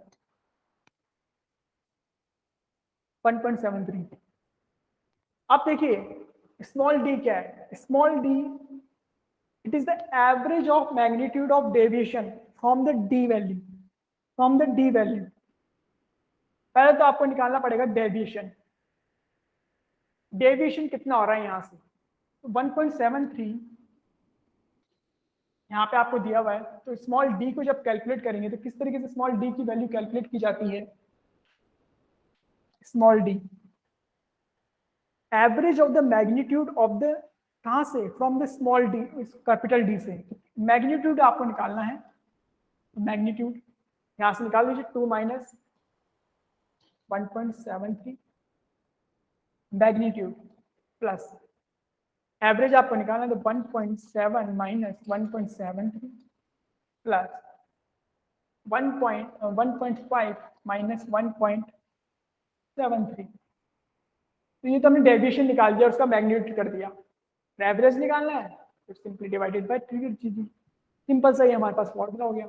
मतलब कहने का मतलब यहाँ पर भी आप इस तरीके से कर सकते हो इसको, यहाँ पर हमारे पास 2 है तो इसके लिए हमारे पास 2 माइनस एवरेज में से वही चीज मैग्नीट्यूड लेना है आपको, मतलब अगर माइनस में वैल्यू आ रही है तो भी आपको पॉजिटिव अज्यूम करना है।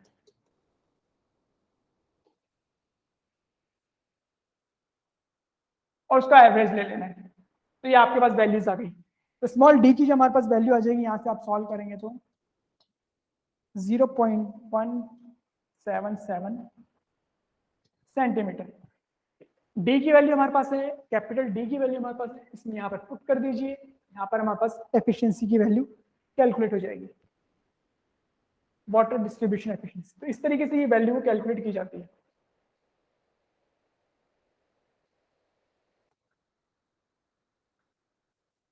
समझ में आया किस तरीके से वाटर डिस्ट्रीब्यूशन एफिशिएंसी कैलकुलेट की जाती है। एक स्मॉल सा हमारे पास यहाँ पर ही है, इस तरीके से एग्जांपल है, ठीक है।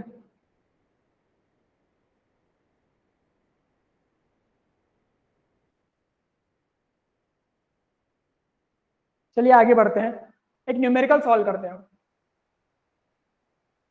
एक न्यूमेरिकल सॉल्व करते हैं किस पे, जो वाटर जो हमने एफिशिएंसीज पढ़ी है जो डिफरेंट डिफरेंट, उस पे एक पूरा होल एक न्यूमेरिकल सॉल्व करते हैं किस तरीके से एफिशिएंसीज की वैल्यू को कैलकुलेट किया जाता है, एक जो हमारे पास है, ठीक है। चलिए सॉल्व करते हैं। पहले तो क्वेश्चन देख लेते हैं, क्वेश्चन काफी बड़ा है तो इसको एक बार लिख लेता हूं मैं, फिर बाद में इसको सॉल्व कराते हैं। क्वेश्चन क्या बोल रहा है ये देखिए पहले।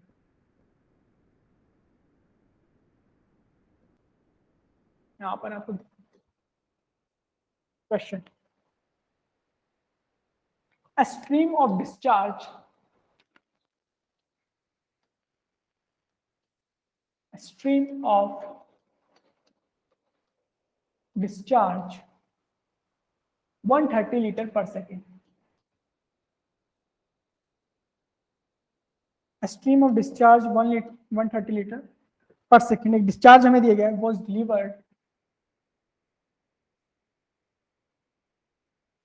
was delivered into the canal,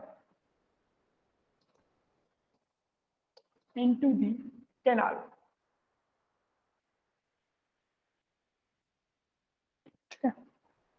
And 100 liter per second of discharge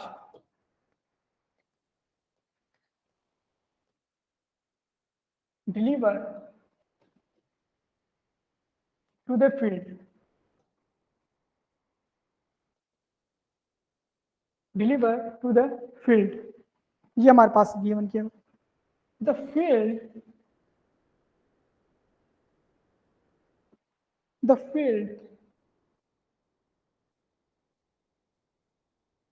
which was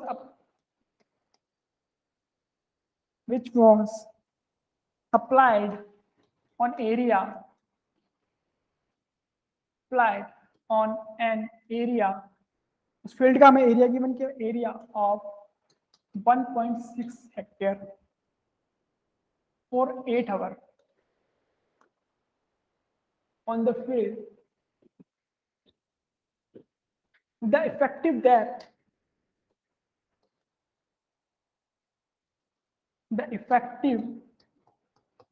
depth of root zone is 1.7 meter.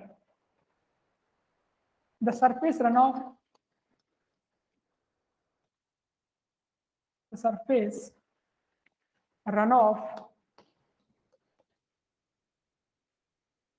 losses in the field are 420 meter cube. The water penetration depth the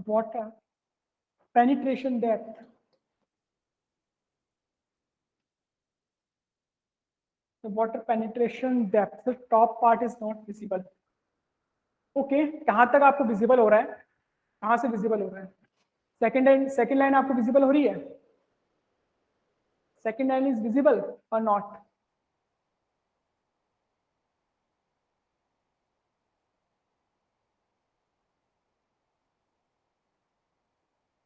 Shreya comment कीजिए, आपको second line visible हो रही है क्या?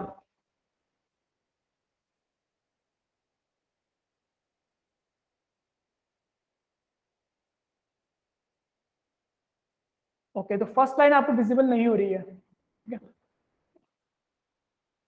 First line में है a stream of discharge, आप लिख लीजिए a stream of discharge 130 liter per second was delivered into the canal.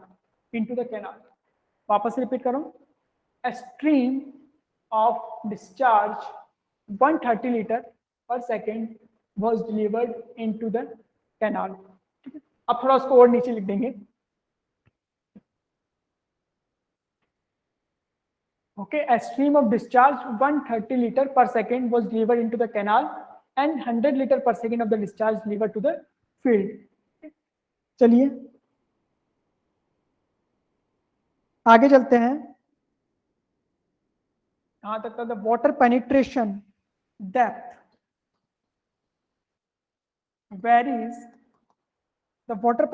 depth varies linearly from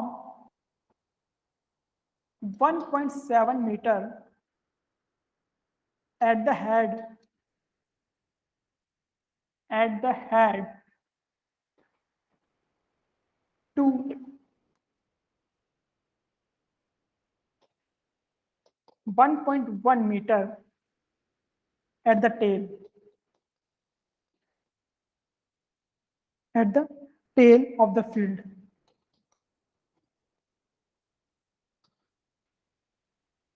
Available moisture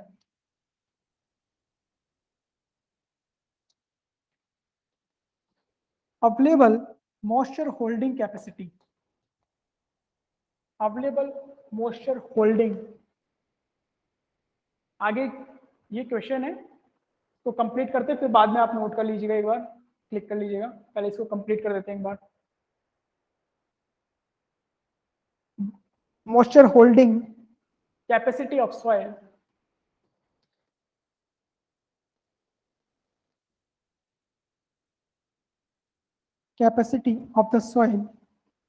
is 20 centimeter per meter depth of soil. Per meter depth of soil. Then find. अब आपको क्या क्या find करना है? Then find eta C, eta A, eta S, and eta D. Distribution efficiency. Assume irrigation has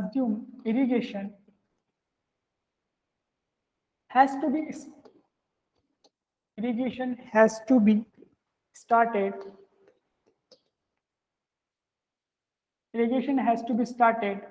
when 50% of the available water 50% of the available water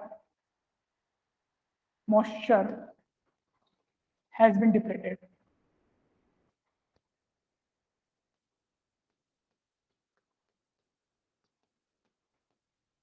ठीक है, ये question है। पहले एक बार क्वेश्चन को देख लीजिए, क्वेश्चन को नोट कर लीजिए। मैं एक बार इसको रिपीट कर देता हूं अगर आपने नहीं किया तो। A stream of discharge 130 liter per second was delivered into the canal and 100 liter of discharge delivered to the field, which was applied on an area of 16 hectare for 8 hours. The effective depth of root zone is 1.7 meter. The surface runoff losses in the field are 420 meter cube. The water penetration depth varies linearly from 1.7 meter at the head to 1.1 meter at the tail. At the field, also available moisture holding capacity of the soil is 20 centimeter per meter depth of the soil. Then find water conveyance efficiency, water application efficiency, water storage efficiency, and water distribution efficiency. Assume the irrigation has to be started when 50% of the available moisture holding capacity has been depleted. बहुत ही अच्छा question है ये। जितनी भी हमारे पास irrigation efficiency होती है, जितनी भी हमारे पास यहाँ पर हमारे पास है, वो सारे कॉन्सेप्ट हमारे पास यहाँ पर इसमें क्लियर हो जाएंगे। देखिए, इस क्वेश्चन को करने से पहले निकालना तो आपको यहाँ पे बहुत कुछ है, सिंपली 4 चीजें निकालनी है। ये चीज आपको कैलकुलेट करनी है, बट इसको कैलकुलेट कैसे करेंगे बहुत इंपॉर्टेंट है। इस क्वेश्चन को समझिए, हो क्या रहा है यहाँ पर, चल क्या रहा है। एक स्ट्रीम है, वहाँ पे 130 लीटर पर सेकेंड वाटर डिलीवर किया हुआ है। एक कैनाल है, कैनाल में हमने कितना वाटर प्रोवाइड किया हुआ है, 130 लीटर पर सेकेंड। इतना डिस्चार्ज कैनाल को दिया है, कैनाल से डिस्चार्ज आया और हमने फील्ड पर कितना अमाउंट ऑफ वाटर प्रोवाइड कर रहे हैं हम यहाँ पर 100 लीटर पर सेकेंड। अब जो हमारे पास डिस्चार्ज लीटर पर सेकेंड के टर्म में वैल्यूज गिवन की हुई है, ये फील्ड पर हमारे पास इतना आया। जैसे हमारे पास इतना फील्ड पर आया तो फील्ड पर आपको पता है लॉसेस होने लग जाते हैं। तो लॉसेस कितने चले गए, उसमें से 420 अमाउंट ऑफ वाटर लॉस में चला गया, ठीक है, और बचा हुआ अमाउंट ऑफ पेनिट्रेट हो गया, कुछ हमारे पास स्टोर हो गया, उसकी बात कर रहे हैं। ठीक है, तो यहाँ पर हमारे पास सबसे इंपॉर्टेंट है, इसको समझने की जरूरत है कि यहाँ पर वैल्यूज किस तरीके से कैलकुलेशन होगी। ये जो यहाँ पर हमारे पास ये टर्म गिवन की, ये जो लाइन गिवन की हुई है, इससे थोड़ा कंफ्यूजन क्रिएट नहीं होना है। The water penetration depth linearly varies from 1.7 meter at the head to 1 metre at the tail. ये आपको किस लिए दिया हुआ है? ये आपको वाटर डिस्ट्रीब्यूशन एफिशिएंसी जो कैलकुलेशन है, आप वो कैलकुलेट करने के लिए ये डेटा गिवन किया हुआ है। इसको आप छोड़ दीजिए, इसको हमारा कोई काम है नहीं यहाँ पर। जो हमारे पास वैल्यूज है सरफेस रन ऑफ लॉसेस की, या फिर हमारे पास कितना अमाउंट ऑफ वाटर, वो सब कैलकुलेट करना है। तो सबसे पहले water conveyance efficiency. Water conveyance efficiency है क्या? Simple, it is the ratio of water amount of water which is applied to the field to the amount of water which is applied to the canal. कि canal में कितना है, तो हमारे पास simply हमारे पास कैलकुलेट कर सकते हैं कि हमारे पास कितना अमाउंट ऑफ वाटर फील्ड को दे रहे हैं, 100 लीटर पर सेकेंड, और हमने कितना अमाउंट ऑफ वाटर कैनाल को दिया है, 130। 100 divided by 130 multiply by 100, this is known as water conveyance efficiency.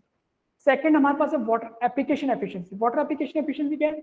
Volume of amount of water which is stored in the root zone, which is actually stored in the root zone divided by amount of water which is applied to the field. अब कितना amount of water stored हुआ वो हमें calculate करना है।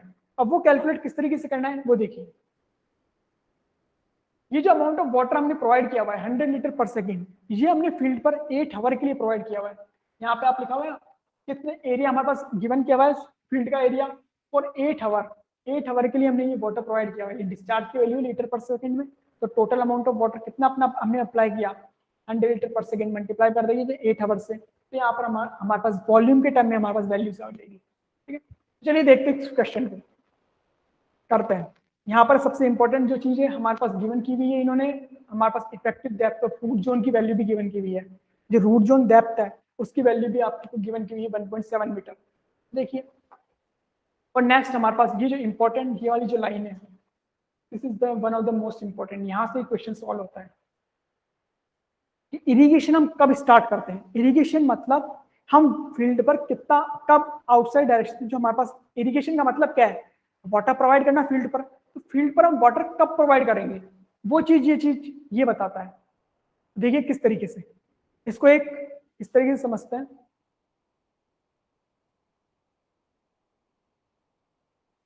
देखिए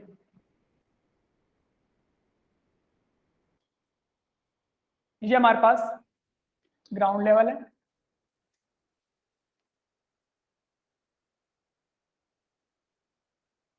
ये हमारे पास कोई सपोज इसको ऐसे करें, ये रूट जोन है। आपको रूट जोन की इफेक्टिव डेप्थ ऑलरेडी गिवन की हुई है। कितनी गिवन की हुई है? 1.7 मीटर क्वेश्चन में गिवन की हुई थी effective depth of root zone.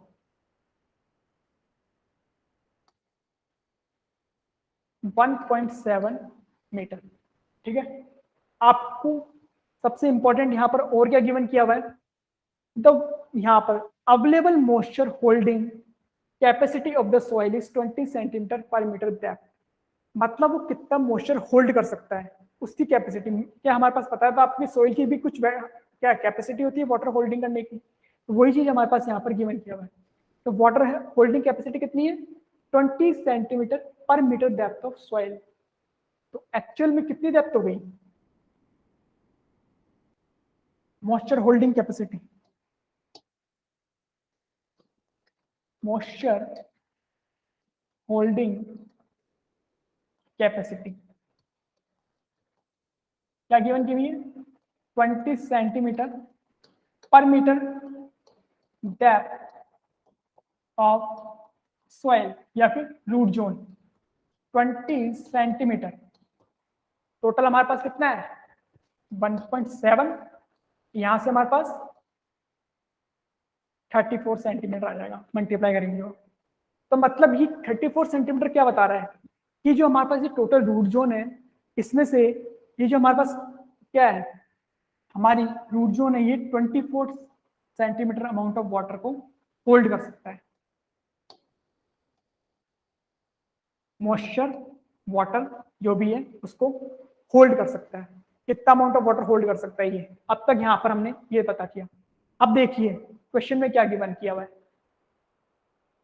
Assume the irrigation has to be started when 50% of the available water moisture is depleted.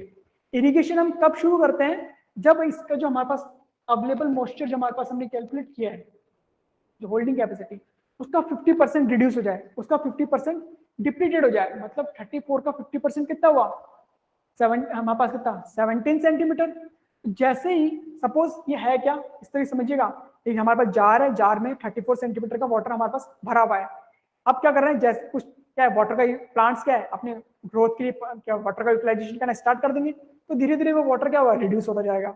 अब वाटर क्या हुआ, जैसे ही आधा हो गया मतलब 50% हो गया, मतलब 34 का 17% रह गया, वो क्या 17 सेंटीमीटर रह गया। जैसे 70 सेंटीमीटर रह गया तो हमने इरिगेशन अप्लाई कर दिया। इरिगेशन कैसे, हमने वापस से उसको 34 सेंटीमीटर तक लेके आ गए। क्या होगा, सिंपली यहाँ पर 34 सेंटीमीटर में अब प्लांट ने अपनी क्या यूटिलाइजेशन करना स्टार्ट कर दिया और वाटर लेवल यहाँ पर आ गया, 50% रिड्यूस हो गया, मतलब 17 सेंटीमीटर रह गया। अब हमने क्या किया, जैसे 17 सेंटीमीटर रह गया इरिगेशन स्टार्ट कर दिया, बाहर से इरिगेशन हमने वाटर प्रोवाइड करना स्टार्ट कर दिया।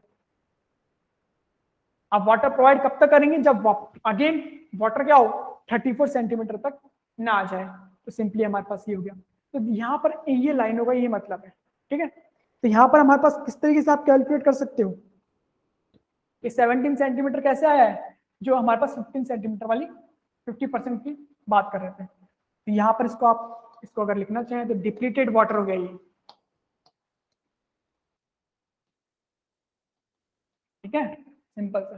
तो हमें पता चल गया कि कितना अमाउंट ऑफ वाटर हमें एक्चुअल में स्टोर करवाना है। जो हमारे पास कैलकुलेशन थी ना, कौन से वाले की, ये क्या था, volume of water which is required to be stored before the irrigation. तो बिफोर द इरिगेशन हमें कितना सेंटीमीटर एक्चुअल में स्टोर करवाना है, 17 सेंटीमीटर हमें स्टोर करवाना है। अगर 17 सेंटीमीटर इसको आप अगर एरिया से मल्टीप्लाई कर देंगे फील्ड के एरिया से, तो वॉल्यूम के टर्म में हमारे पास वैल्यू मिल जाएगी। तो सबसे पहले हमारे पास जो वैल्यू आ गई वो क्या कैलकुलेशन हो गई, फर्स्ट हमारे पास ये हमारे पास डायग्राम है। तो नेक्स्ट पढ़ते हैं। इसमें कहीं पे भी अगर कंफ्यूजन हो तो आप पूछ लीजिएगा, कहीं पर भी आपको लगे कि कुछ समझ में नहीं आया तो पूछ लीजिएगा। तो हमारे पास सबसे फर्स्ट हमने कैलकुलेट कर सकते हैं volume of amount of water which is required to be stored in the root zone before the irrigation. कितना करना है, 17 सेंटीमीटर। अगर आप 17 सेंटीमीटर में वैल्यू गिवन की मीटर में कन्वर्ट कर दीजिए, एरिया से मल्टीप्लाई कर दीजिए। आपको एरिया गिवन किया हुआ है फील्ड का, कितना गिवन किया हुआ है, 1.6 हेक्टेयर। इसको भी आप कन्वर्ट कर दीजिए मीटर स्क्वायर में, तो आपको ये वैल्यू मिल जाएगी मीटर क्यूब में, 2720 मीटर क्यूब, ठीक है। अब आप जरा बताइए कैलकुलेट करके, अगर कोई यहाँ पर ये समझने का क्वेश्चन था, यहाँ पर सिंपली समझने का क्वेश्चन था कि यहाँ पर क्या हो रहा था। अब आपको सारी वैल्यू आप कैलकुलेट कर सकते हैं, तो जरा आप कैलकुलेशन करके बता सकते हैं यहाँ पर, अगर किसी को दिख नहीं रहा है यहाँ पर ये कितना है, किस तरह निकालेंगे, सिंपली हमारे पास 17 सेंटीमीटर मल्टीप्लाई बाय एरिया से मल्टीप्लाई कर दीजिए, 2730 metre cube. This is the first value 2720 क्षण 20 सॉरी 20 तो चलिए बताइए जरा कैलकुलेट, श्रेया कैलकुलेट करके बताइए जरा, water conveyance and water application efficiency calculate कर सकते हो क्या, ट्राई करना चाहते हैं या सॉल्व करवाएं।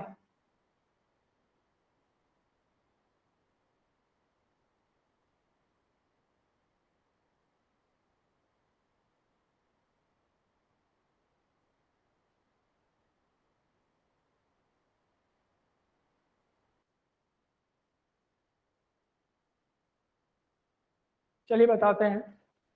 आपको सारे वॉल्यूम पहले कैलकुलेट करना है, VR वाला आपने कैलकुलेट कर लिया। Volume of apply to the field, कितना अमाउंट ऑफ वॉल्यूम हमने फील्ड पर अप्लाई किया है, ये क्या है, volume of supply to the field,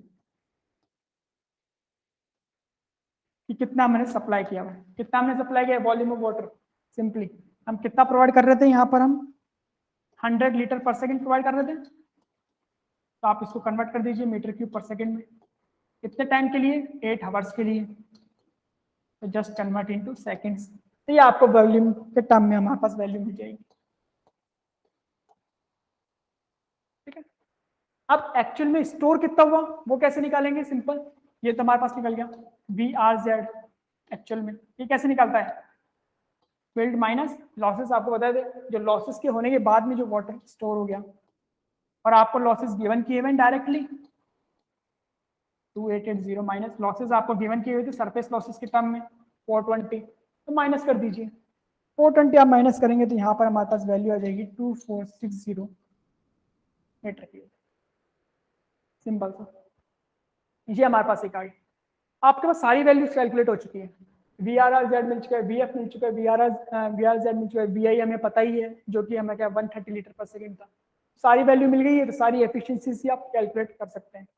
तो चलिए देखते हैं एक एक करके सारी एफिशिएंसी को हम कैलकुलेट कर लेते हैं। यहाँ तक तो हमारे पास हो गया।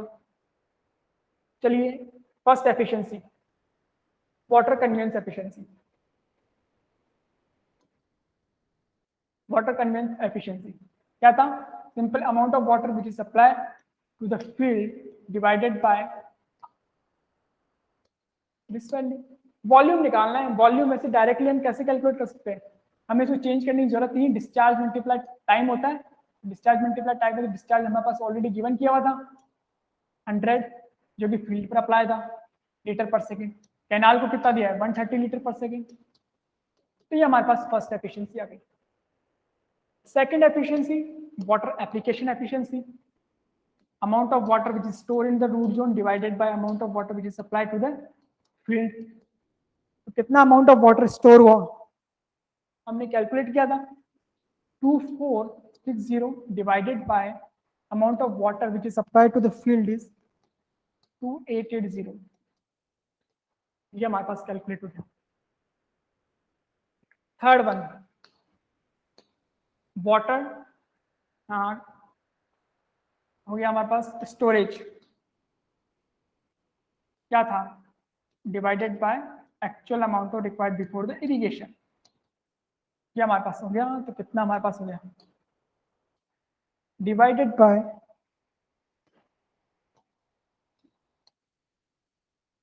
This is derivation. ये हमारे पास कैलकुलेशन होगी।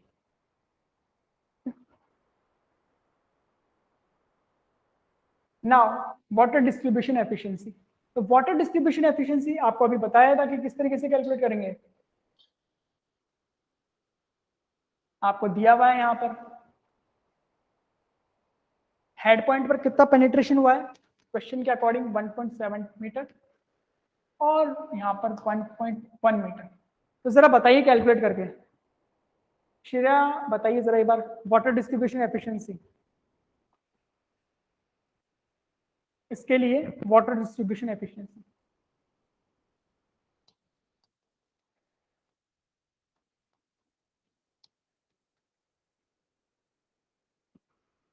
कैलकुलेट करके जरा बताइए।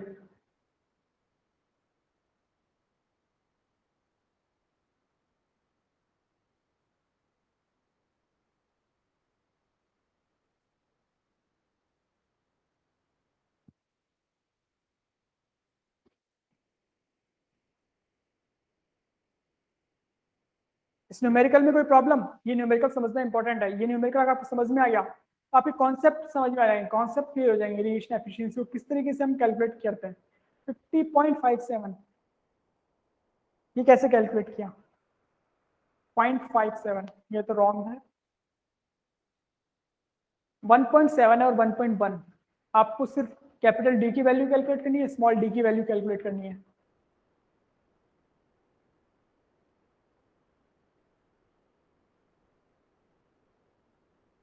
ये रॉन्ग। चल देखिए किस तरीके से आपने कैलकुलेट किया, बताइए कहां पर गलती की है। देखिए कैपिटल डी की क्या वैल्यू होगी, कैपिटल डी तो क्या था सिंपल एवरेज पेनिट्रेशन डेप्थ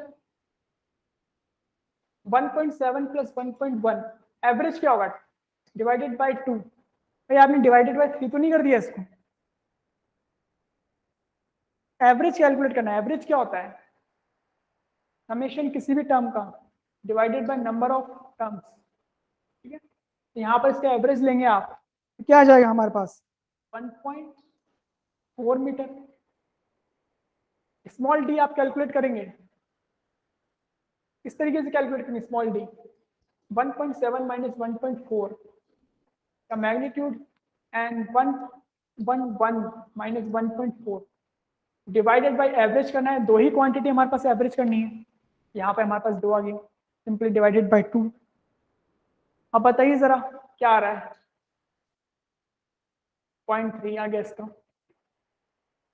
0.78 जी हाँ, अब हमारे पास राइट आ गया। ठीक है, तो कहाँ पे गलती हुई थी, यहाँ पे आपने 0.57 कैसे कैलकुलेट किया था?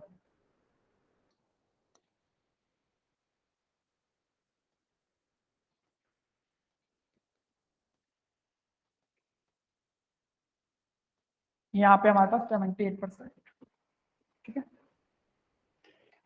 तो इस तरीके से वाटर डिस्ट्रीब्यूशन एफिशिएंसी कैलकुलेशन है। यहाँ पे याद रखिएगा, ये जो इंपॉर्टेंट चीज है ना यहाँ पे समझने का, बाकी तो कैलकुलेशन है, यही हमारे पास इंपॉर्टेंट टर्म है, इसको समझना। इफेक्टिव हमारे पास रूट ऑफ डेप्थ की वैल्यू गिवन की हुई थी, जो वाटर की जो होल्डिंग कैपेसिटी है वो गिवन किया हुआ था हमारे पास 34 सेंटीमीटर। क्या क्या गिवन क्या होता, 20 centimetre per metre depth of soil. 20 centimetre per metre depth of soil का मतलब क्या हो गया, टोटल कितना हो गया, मल्टीप्लाई बाय 1.7 से मल्टीप्लाई कर देंगे तो आप 34 आ जाएगा। और अब क्वेश्चन में क्या बोल रहा है, irrigation when we started the irrigation, तब जब 50% जो मॉइस्चर है वो डिप्लीटेड हो जाता है, मतलब रिड्यूस हो जाता है, प्लांट्स थोड़ा यूटिलाइजेशन हो जाता है। तो 34 का 50% कितना होता है, 17%, 17। तो जैसे 17 की पोजीशन पर आया तो ये 50% रिड्यूस हो गया, तो हमने इरिगेशन स्टार्ट कर दिया। जैसे इरिगेशन स्टार्ट करेंगे मतलब वाटर का हमने डिलीवर करना स्टार्ट कर दिया। तो हमें कितना वाटर हमें डिलीवर करना है, 17 सेंटीमीटर, मतलब हमें क्या पता है, 17 सेंटीमीटर अमाउंट ऑफ वाटर हमें इरिगेशन के थ्रू प्रोवाइड करवाना है। अगर जो डेप्थ का टाइम है ये तो 17 सेंटीमीटर, तो सिंपली एरिया से मल्टीप्लाई कर देंगे, हमारे पास वॉल्यूम आ जाएगा। तो this is the volume which is required to be stored in the root zone before the irrigation, VVRZ. Volume of applied to the field, volume of water which is applied to the field is 100 liter per second is given in the question। और ये कितने time के लिए provide करवाया था, 8 hours के लिए। Just multiply by the 8 hours, just converted into seconds, तो ये वैल्यू हमारे पास कन्वर्ट होकर आ गई। अब वाटर कितना स्टोर हो रहा है एक्चुअली में कितना वाटर स्टोर हो रहा है वो कैसे कैलकुलेट करेंगे, माइनस द लॉसेस।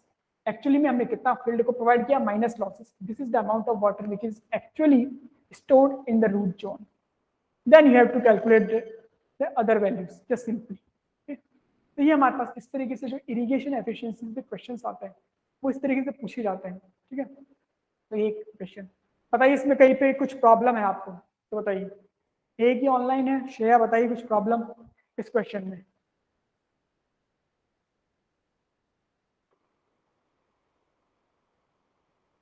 ओके